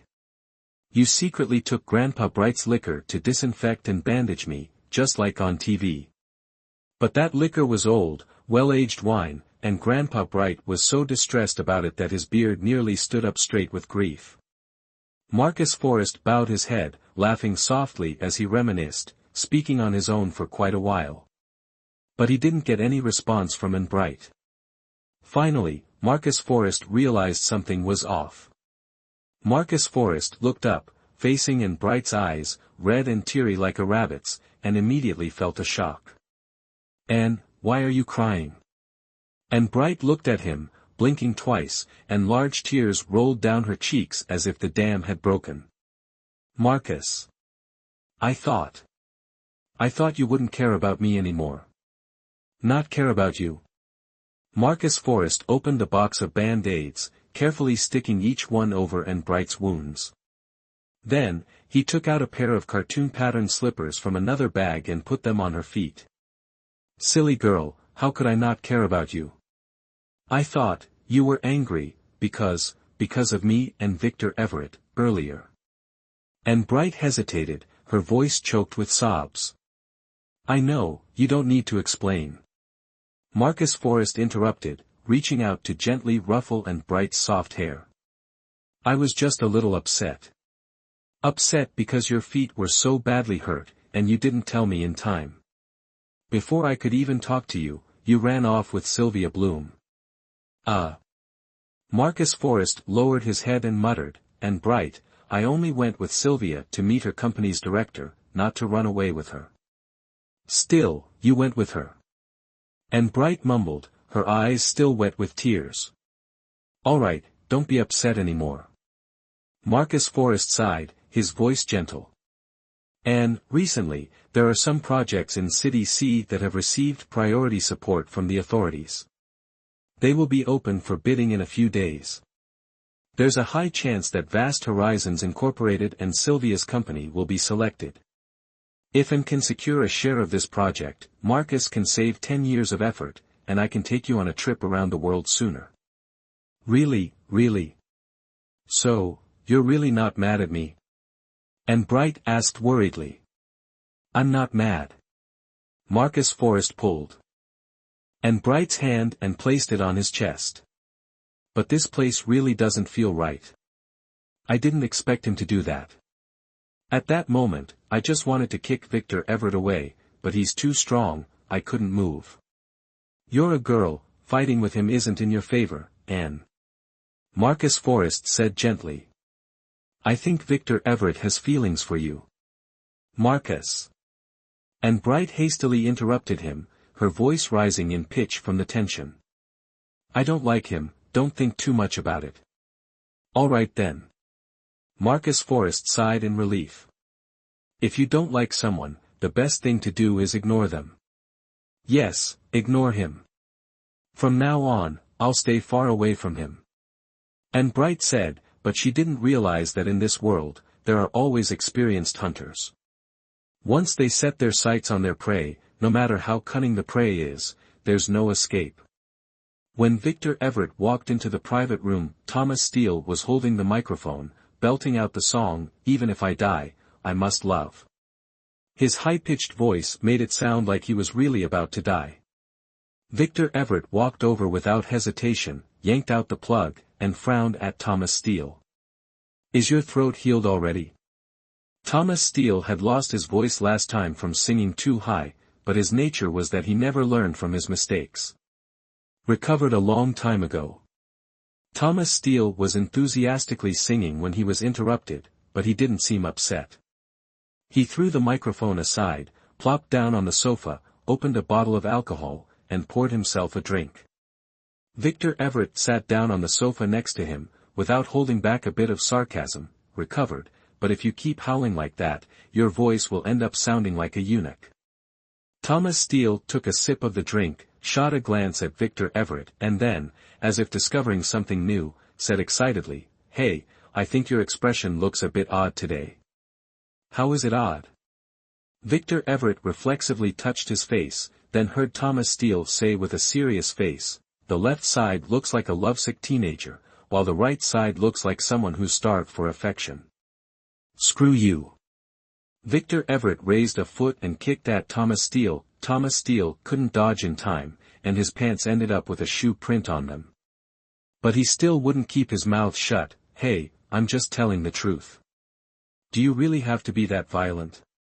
Humph, besides violence, I also want to cause trouble. Victor Everett huffed. Thomas Steele rubbed his nose, realizing it was time to stop. Heh, by the way, I heard and still hasn't agreed to be with you, right? Yeah. Victor Everett replied, clearly in a bad mood. Right after that, the feeling of the soft touch from an Bright's small foot that he had held before came back vividly in his mind. That feeling resurfaced vividly in Victor Everett's mind. That day, he realized how small and Bright's feet really were, almost fitting into the palm of his hand. Her feet were the most beautifully shaped among all the women he had ever seen, and holding them felt just right. Thinking about it made his whole body heat up. He reached into the ice bucket, grabbed a bottle of alcohol, poured a full glass, and downed it. Then, he glanced at Thomas Steele beside him. You were in such a rush to find me, what's so important? Can't I just find you to have a drink and chat if there's nothing important? Man, you're putting women above friendship. Thomas Steele raised an eyebrow, teasing. Victor Everett snorted coldly, not saying anything. Actually, it's nothing, just wanted to check in. How are things going with him? I can't believe you're still struggling, haven't managed to win her over yet? These things are more fun when done slowly. You wouldn't understand. Victor Everett smiled. Actually, it's almost done. Victor Everett laughed happily. Thomas Steele was taken aback, then continued, Oh, about those priority-supported factories, are you planning to withdraw? Probably, why? Thomas Steele looked confused and asked. Victor Everett raised his glass to him, giving a subtle and enigmatic smile. If I don't have him by my side, what good are those factories to me? Thomas Steele squinted, pondering for 2 seconds. Are you planning to use them to force Marcus Forrest? Yes. That method might work, but there's no conflict between you and Marcus Forrest over these projects? Thomas Steele looked at Victor Everett's mysterious expression, somewhat confused, but didn't ask any more questions. You're really choosing beauty over money, aren't you? Giving up a lot of money for is it worth it? Ha, of course, it's worth it. Why wouldn't it be? Victor Everett laughed loudly, raising his glass. Money is everywhere, but a beautiful person is hard to find. On Sunday morning, after breakfast, Anne Bright and Marcus Forrest went back to her grandfather's house. Anne Bright's grandfather used to be a military doctor. After participating in the local development efforts, he was transferred to work in the health system of City C. At that time, City C was not as prosperous as it is now, merely a small town. Now retired, Anne Bright's grandfather spent his days at home, caring for plants, raising fish, and fishing, a relaxed and enjoyable life. Anne Bright was very close to her grandfather. When she was young, her parents were busy with work, and she grew up mostly with her grandfather. Later, when her parents passed away suddenly, Grandpa Bright took over raising Anne Bright. Even during university, she lived at home, commuting to school each day. Later, to facilitate her internship, Anne Bright rented an apartment near the gallery to share with little Amy. Marcus Forrest drove Anne Bright home first. When the car stopped at the gate, Grandpa Bright was in the garden, using a small shovel to loosen the soil for the plants. When Anne Bright saw her beloved granddaughter step down from the car, Mr. Bright immediately smiled with joy. Anne Bright saw her grandfather, and Mr. Bright was also so happy that his eyes curved into a smile. He quickly opened the car door and rushed over. Tuette Macklin then followed, greeted Mr. Bright, and carried all the large and small bags that Anne Bright brought back into the house before driving home. "I'll come find you after dinner." Anne Bright stood on her tiptoes and shouted towards the back of the car. Seeing Marcus Forrest, Marcus stretched out his hand from the car window and gave an "okay" gesture, then got teased by Mr. Bright. "Girls grow up and can't be kept, HMPF." "Yes, Grandpa." Anne Bright was a bit shy when she heard this. She pouted, then smiled and hooked her arm around her grandfather's, walking with him into the house. The housekeeper of the Bright family had been working here for more than 10 years, practically watching Anne Bright grow up. Seeing Anne Bright return, she was also very happy and immediately went to the market with a bag to buy some of Anne Bright's favorite dishes for lunch. However, just as the housekeeper was about to leave, Alexander Bright, Anne Bright's uncle, and his family also arrived. Anne Bright quickly called the housekeeper and asked her to buy more groceries. Mr. Bright had 2 sons and 1 daughter. The eldest son, who was Anne Bright's father, passed away in a car accident 10 years ago. The second daughter was a researcher and now lived abroad. Only Alexander Bright and his family remained in the city, but they did not live with the elderly parents. Alexander Bright's family had a daughter 4 years younger than Anne Bright, named Lucy Bright. However, from childhood, Lucy Bright had never been a source of peace. She entered her rebellious phase very early, and it lasted a long time. She dropped out of high school before graduating, and the family spent a lot of money to send her to a strict private school, but it didn't help. Instead, she became even more unruly. After several incidents, her father lost hope in her. He no longer expected her to achieve great things, only hoping she would live quietly. Despite this, Lucy Bright was very attached to Anne Bright.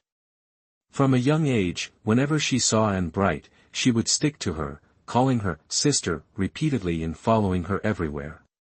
She could never be driven away. Today was no different. As soon as she entered the house and saw Anne Bright, she immediately jumped on her with a bear hug, clinging to her and chattering non-stop, completely ignoring her father's already darkening face. She spoke whatever came to mind without restraint. Anne Bright also felt somewhat helpless with Lucy Bright's antics, as if she had done something wrong. Finally, unable to bear her uncle's frustrated gaze any longer, she pulled her cousin upstairs to her own room. The little rascal dove headfirst onto Anne Bright's bed, laughing uncontrollably. Ha ha ha, sis, I was just waiting to see how long you could hold out before bringing me up here. Ha ha ha. You little brat. Anne Bright walked over, raised her hand, and gave Lucy Bright a light tap on the head, feeling both annoyed and helpless. If you keep acting crazy, I bet Uncle will chop me up along with you.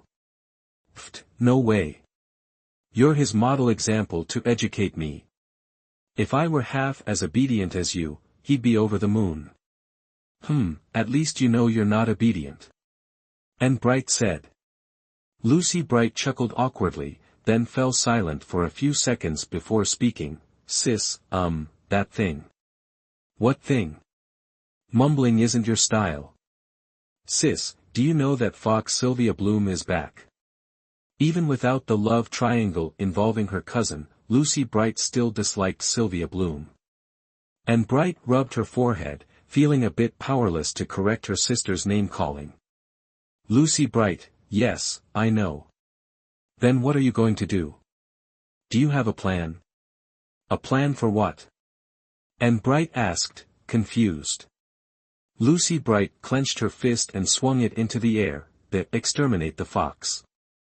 Plan. You know, a plan to get rid of that vixen. Lucy Bright, about that. Anne Bright felt a large drop of sweat metaphorically hanging from her forehead. She was trying to think of how to explain it to Lucy Bright when her sister suddenly slapped the mattress, startling Anne Bright. Humph. Sis, let me tell you, that vixen deserves to be caught and have her tail chopped off. Yesterday morning, I saw her and Marcus Forrest sitting face to face in a restaurant, clinking glasses all cozy and intimate.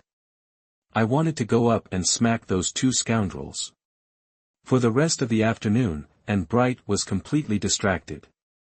She pretended to stay calm and not ask about what had happened with Lucy Bright yesterday, but she couldn't control her mind from wandering into wild thoughts.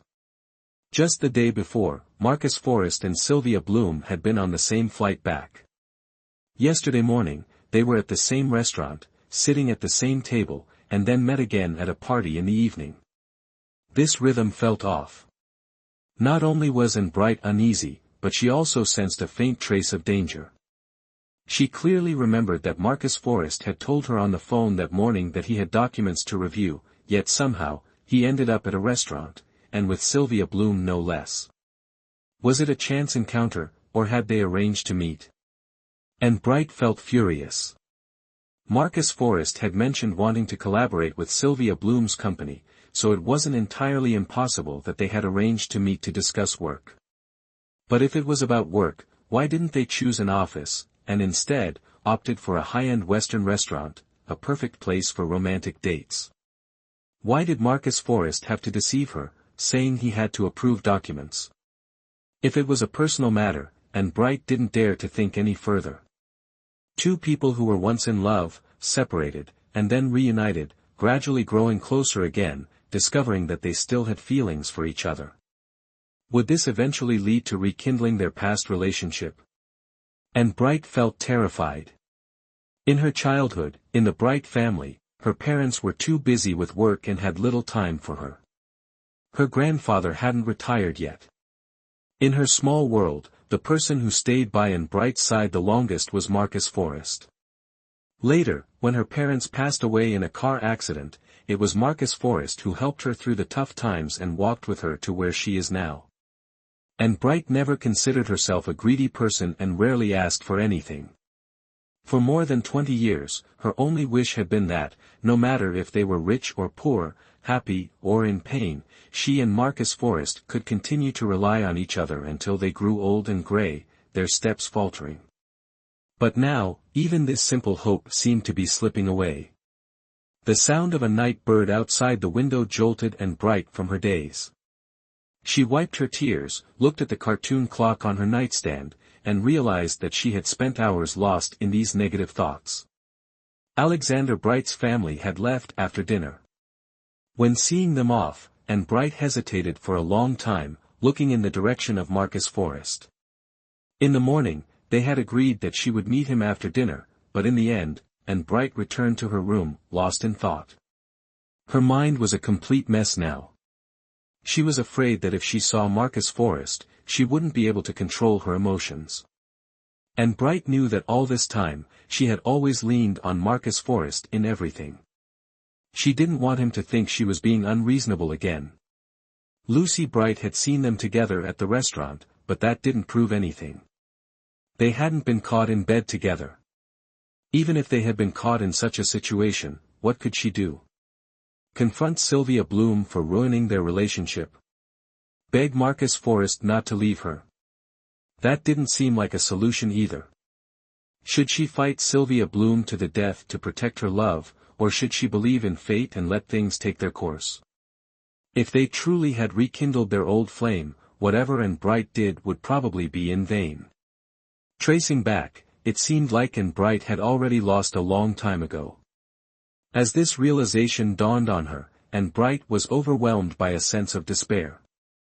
Would she and Marcus Forrest really end up like that saying goes? Anne Bright felt an indescribable pain. Was it fate that she was destined to lose Marcus Forrest? In her anger, she swung her arm, punching the pillow hard, then jumped out of bed and rushed out of her room to find Marcus Forrest. Why am I being so cowardly? As long as the two of us haven't broken up, I'm still his legitimate girlfriend. How can I give up without a fight? Even if we don't end up together, I must do everything I can to fight for it. Anne Bright's grandfather's house and the Forrest family home were only 3 small alleyways apart. This neighborhood was a landmark. In City C, where ordinary people couldn't afford to live. The independent houses, mostly built in the 80s and 90s, exuded a sense of culture and age. During the summer, the plants in the gardens along the roads grew lush and abundant, making it feel as if one were traveling back in time. Occasionally, the scent of flowers from someone's garden would drift through the evening breeze, its faint fragrance filling the air and easing the heaviness in Anne Bright's heart, causing her steps to lighten. The Forrest family's house stood right next to the main road, with an old locust tree that had been there for many years in front of the yard. As she passed, Anne Bright slowed her pace and looked up at the lush branches, unable to stop a smile from forming. When they were kids, Marcus Forrest had climbed that very tree to pick locust flowers for her and had fallen, breaking his leg. Anne Bright had been both scared and sad, sneaking some of her grandfather's old wine to disinfect and treat Marcus Forrest's wound, much to her grandfather's distress. He had been so upset that he skipped 2 meals while hugging the wine bottle. But as she rounded the corner, Anne Bright's smile vanished. Parked in front of the Forrest family's gate was a bright red mini car.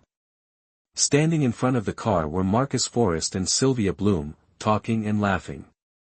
The man looked handsome, and the woman was charming. Together, they made such a perfect pair. At that moment, Anne Bright finally understood what it meant to be utterly defeated. It felt as though an invisible hand had clenched her heart and squeezed it tightly. It wasn't unbearably painful, but the discomfort was so intense that she could hardly breathe. No wonder Marcus Forrest hadn't come to find her after dinner. He hadn't even called or sent a single message. So, this was the truth. 20 years of being together couldn't compare to 3 days of rekindling an old flame between him and Sylvia Bloom. She couldn't retreat without a fight, but Anne Bright had already lost without even engaging in battle.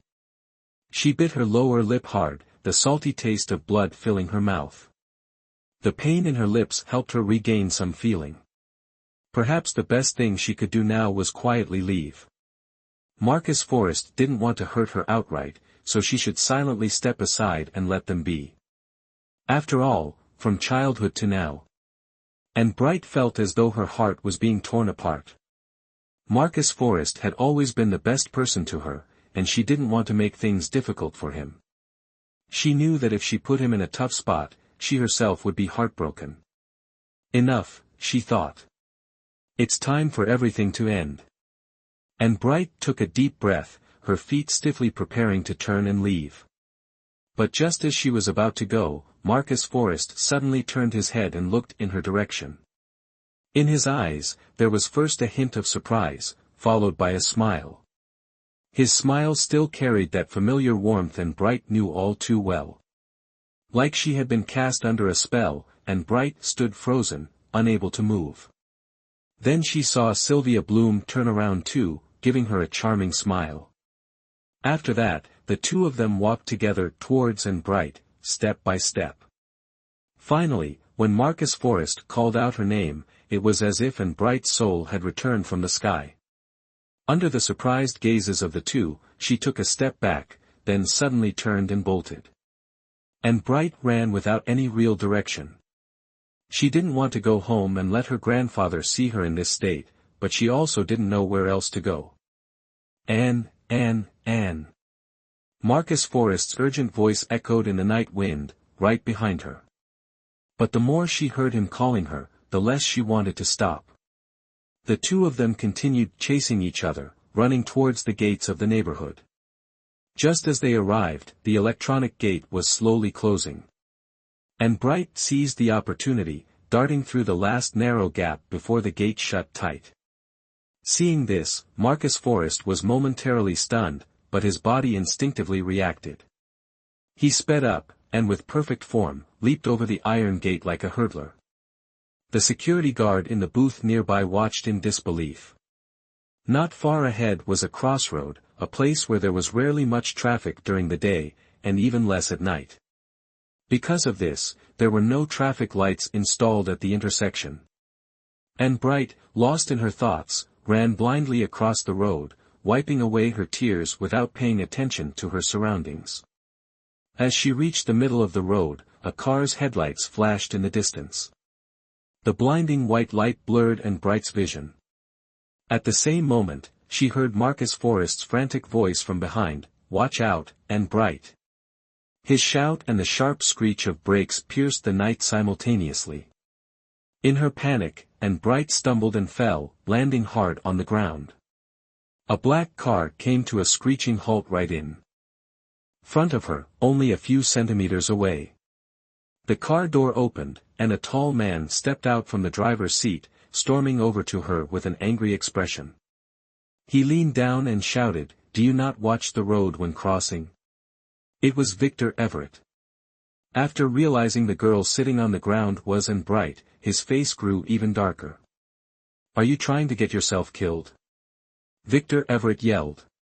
And Bright stared at him with empty eyes, her expression vacant, as though her soul had drifted away. And Bright mumbled something, then suddenly burst into tears. Victor Everett froze for a moment, then lifted his head and saw Marcus Forrest running towards them in the distance, with Sylvia Bloom in the mini convertible behind him. He seemed to understand something. Victor Everett took a step forward, intending to help and Bright up from the ground, but to his surprise, she was quicker. Like a firecracker that had just been lit, before Victor Everett could extend his hand, she had already sprung up from the ground, opened the passenger door, and jumped into the car. This time, Victor Everett didn't hesitate. He quickly got into the driver's seat. As soon as the car door closed, and Bright's trembling voice said, "Drive." "Where to?" "Anywhere." "Okay." Victor Everett snapped his fingers, stepped on the gas, and the black car roared off. Through the rearview mirror, Victor Everett saw Marcus Forrest trying to catch up, but after a while, he stopped and stood there, panting. And Bright's tears flowed like a flood after the dam had burst. In just a short time, the 2 boxes of tissues in Victor Everett's car were down to a mere 10 sheets. "This can't go on," Victor Everett thought as he drove, glancing at and Bright through the rearview mirror with a frown. "Hey, how do you have so many tears?" And Bright sobbed, not paying attention to him. "And, how about you take a break from crying?" And Bright still remained silent. "Then, let me stop by a convenience store for a bit, okay?" "Why would I care if you stop at a convenience store?" And Bright sniffled, finally responding with frustration. "Obviously, to buy more tissues for you. I'm worried you'll run out, and then you'll smear your snot all over my car. This is a new car, you know." Victor Everett tried to make a joke to lighten the mood, but instead, and Bright's lips quivered, and more tears started pouring out. What now? Victor Everett sighed in exasperation, thinking to himself, this girl really is made of water, never stopping with the crying.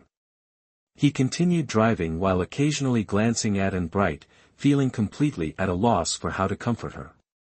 Before he could figure it out, Anne Bright suddenly shouted, "Stop the car, stop the car." "What's wrong?" Victor Everett didn't understand but instinctively looked for a place to pull over. Anne Bright sobbed, "You think I'm dirty, right? I don't care about sitting here either. Who cares? I'm getting out now."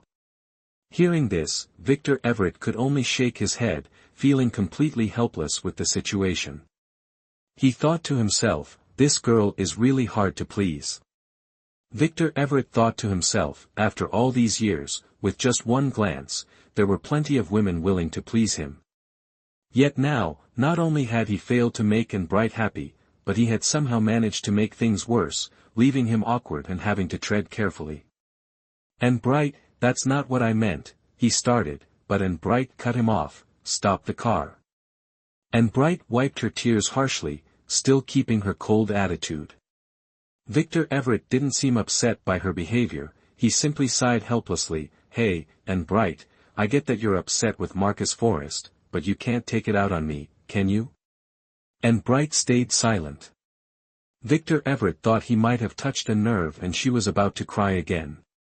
But instead, she replied quietly, "We didn't argue. We broke up." Broke up? This time, Victor Everett couldn't hide his surprise. Although he'd always believed that childhood sweethearts and pure love were just fantasies, he didn't expect the two of them to break up so quickly. Yesterday, they had seemed inseparable, and today, they had broken up just like that. Curious, Victor Everett asked, "Weren't you too close, having grown up together?" "Growing up together doesn't mean anything," Anne Bright snapped, her voice sharp yet filled with pain. In the rearview mirror, her angry yet wounded expression reflected in Victor Everett's eyes, making him want to laugh. But he held it back, barely suppressing the smile that had crept onto his lips, and gently asked, "Why did you break up?" Victor Everett was sure that if he laughed now, Anne Bright would burst into tears again, and this time, the floodgates would open. With a choked voice, Anne Bright replied, "Because Sylvia Bloom came back." After the intense emotional turmoil, Anne Bright now seemed numb, or perhaps the pain inside her was too much to bear, and she desperately needed someone to talk to.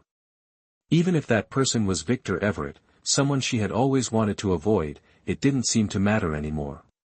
Victor Everett sensed the moment and adopted a serious, listening demeanor, his face more focused than when he was dealing with a major case. "Hey Anne Bright, could you tell me why you two broke up?" There was another long silence from Anne Bright. Victor Everett wasn't bothered, smiling lightly, "If you don't want to talk about it, that's fine. I'm not the nosy type. It's just that it seems a shame for you two to split up like this." Anne Bright sighed, "I just don't know where to start." "Then just start wherever you feel like." Victor Everett glanced at Anne Bright, his dark eyes showing a gentle, reassuring expression. "I know you're hurting. Everyone needs a way to let out their emotions, whether it's happiness or pain. Maybe the fact that we ran into each other tonight was fate, that I'm here to listen. If you don't mind." Victor Everett felt at a loss for words, but he tried to maintain his composure and suggested, "Tell me what happened. If you don't know where to start, let me guess. If I'm right, you nod. If I'm wrong, just correct me. Does that work?" Anne Bright sighed, looking at him, "What do you want to guess?" "First, you need to tell me what your relationship with Sylvia Bloom is like." Anne Bright thought for a moment before replying, "She also kind of grew up with us, but she only moved here when I was in elementary school. Back then, she transferred into Marcus's class. From then until the end of high school, they were always in the same class. Before the university entrance exams, Sylvia Bloom's father got a job transfer to another province, and she moved abroad." Victor Everett continued probing, "So, did she like Marcus Forrest?" "Probably." Anne Bright replied, her voice weak. And what about Marcus Forrest? Did he like Sylvia Bloom? And Bright didn't answer, but the painful expression on her small face said it all. Victor Everett only needed a few seconds to piece things together. A love triangle between two childhood friends and a newcomer. He chuckled to himself at the complexity of it all. So that's how it is, they were childhood sweethearts, then she left. You thought everything was over, but who would have guessed? And Bright interrupted, her eyes filling with tears, I don't want to lose Marcus. A few days ago, I kept telling myself that the past didn't matter anymore. Maybe their feelings back then were just youthful naivety, not true love. And perhaps Marcus no longer had feelings for her. But tonight, when I saw them together, I felt like I was the one who didn't belong. So you ran out crying and almost crashed into my car, Victor Everett nodded, looking at her with sympathy. And Bright lowered her head, tears streaming down her face. Victor Everett looked at her, surprised but also amused. He said, aren't you supposed to be some kind of martial arts expert? I thought you'd go up there and fight them both. What good would that do? And Bright replied, despair in her voice. At least you'd feel better. Victor Everett chuckled softly. You're usually so tough, always ready to fight, but when it really matters, you back down. Where did all that fiery temper go? And Bright sobbed, but he's Marcus, the one who treats me best. Even if we can't be husband and wife, I still care for him deeply. Victor Everett asked, what about the other girl? Women fighting each other, what's the harm in that? And Bright shook her head, she's the one Marcus likes. You can't force love. As long as Marcus is happy, I'm willing to let him go. And Bright's words left Victor Everett speechless. He had always thought that love between men and women was simple, if it worked, you stayed together, if not, you separated. The ultimate goal was happiness. He had never given much thought to the complicated emotions involved. But at this moment, he felt a twinge of jealousy. He envied Marcus Forrest for having someone like Bright, someone who would give everything, worry, and suffer for him. For the first time, Victor Everett realized that. Victor Everett realized that there truly are people in this world who can love someone so deeply that they are willing to suffer, just to fulfill the wishes of the person they love. And Bright cared so much that it clouded her judgment, preventing her from seeing the bigger picture. She loved humbly and cautiously, but Victor Everett had to admit that this had somewhat shocked him. However, that feeling of sympathy within Victor Everett only lasted for a fleeting moment. He didn't consider himself a good person. Tonight presented a golden opportunity, and when this foolish little cat came rushing toward him, he had no intention of letting it slip by. With this thought, Victor Everett took a deep breath, suppressing the excitement stirring within him, and asked calmly, so, where to? Next. Tonight, I'm your personal driver. I don't know, and Bright replied, her voice now calmer but still filled with sadness and confusion. We can't just drive around aimlessly like this, Victor Everett gently suggested, how about I take you home?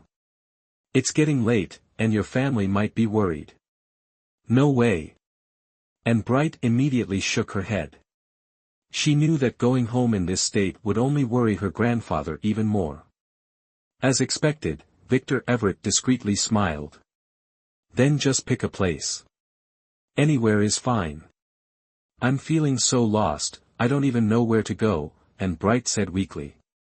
When you're feeling down, you should drown your sorrows in some drinks, Victor Everett said with a sly, lazy smile that carried a hint of mischief. And Bright remained silent for a few seconds before softly murmuring, but I didn't bring any money. Victor Everett burst out laughing, oh, and Bright, you're so adorable. You're with me, why would you need to pay? I'll treat you. But, it doesn't feel right, and Bright hesitated. It seemed she had calmed down enough to remember that she should keep her distance from Victor Everett. Seeing this, Victor Everett sighed lightly, there's nothing wrong with it. You're feeling down, so you're the most important person tonight. He continued to persuade her, I was actually planning on having a few drinks myself tonight, but you hijacked me halfway. Bringing you along is no big deal.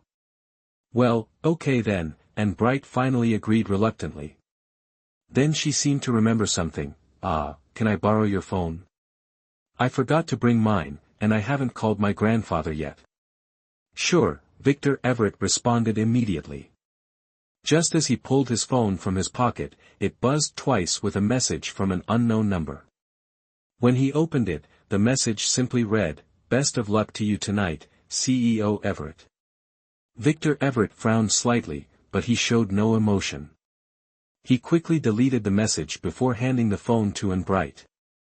Anne Bright called her grandfather and lied, saying that a roommate forgot their key and, after finishing work, couldn't get into the house, so they asked for her help.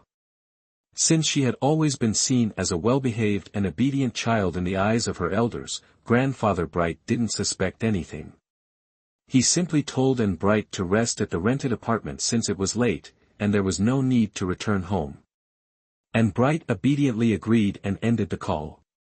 When Victor Everett received his phone back from Anne Bright, he couldn't help but chuckle. "I always thought you were the type of good kid who wouldn't lie, but you're quite smooth when you do." Anne Bright, feeling embarrassed by Victor Everett's teasing, blushed and made an excuse. I just didn't want Grandpa to worry. Besides, sometimes adults have to tell a little white lie, right? Her mention of being an adult made Victor Everett laugh even harder, continuing to tease her. Afterward, he took Anne Bright to a high-end club that he owned. He tossed his car keys to the valet and led Anne Bright straight to a private room on the second floor. As they climbed the stairs, Anne Bright began to feel hesitant, her steps slowing down. By this point, she had calmed down almost entirely, and her mind started to think more clearly. Despite being in a bad mood, she realized that going out drinking late at night with a man who wasn't family or her boyfriend wasn't appropriate. Moreover, Victor Everett wasn't exactly the most trustworthy person. But Victor Everett didn't give her time to second-guess. Before Anne Bright could voice her hesitation, he cleverly opened the door and half-pulled her into the room. The atmosphere inside was lively. When everyone saw Victor Everett enter, the room went silent for a brief moment, but soon the group continued their laughter, greeting him before returning to their drinking and games. They barely paid attention to Anne Bright, which allowed her to breathe a sigh of relief. With so many people around, she felt more at ease, deciding she would stay for just a short while before leaving. At that moment, Victor Everett tapped her on the shoulder and smiled. "Why are you just standing there at the door? Aren't you tired? Come sit down." He led her to a couch in the corner where Thomas Steele was sitting. Today, he wasn't holding a microphone but was playing a dice game with two friends and several young, attractive women. The game involved drinking. Whoever lost had to drink the entire glass in front of them. Seeing Victor Everett bring Anne Bright over, Thomas Steele gave him a knowing smile and said, "Hey, Anne, come join us." He pushed the dice set toward her. Victor Everett brushed aside Thomas Steele's hand and was about to tell him to move when Anne Bright spoke up. "You can't beat me." Her words made the entire room pause for a moment. Everyone turned to look at Anne Bright with amused curiosity. No one said anything, but their eyes were full of anticipation. Victor Everett smiled and reminded her, "Anne Bright, Thomas Steele is really good at this game. Don't you trust me?" Anne Bright tilted her head, looking at him with a slight frown. In reality, Victor Everett wasn't sure if Anne Bright even knew how to play this game. He smiled helplessly and said, "If you lose, you'll have to drink." Anne Bright remained unfazed. "Don't worry, the one who has to drink won't be me." Her confident tone made everyone in the room chuckle. Victor Everett was about to say more, but Thomas Steele quickly chimed in, "Hey, Anne here has already laid down the challenge, so let's not waste time." He immediately challenged her to a one-on-one game. Victor Everett could only shake his head with a smile, deciding not to stop them. He thought, "Fine, let everyone have fun. Worst case, if she loses and refuses to drink, I'll cover for her." But after a few rounds, everyone was thoroughly surprised. And Bright didn't lose a single game. Thomas Steele, who was being watched by everyone, was thoroughly defeated by a quiet and petite girl, feeling utterly humiliated. His face flushed red, and he shouted, again, rolling up his sleeves for another match with Bright.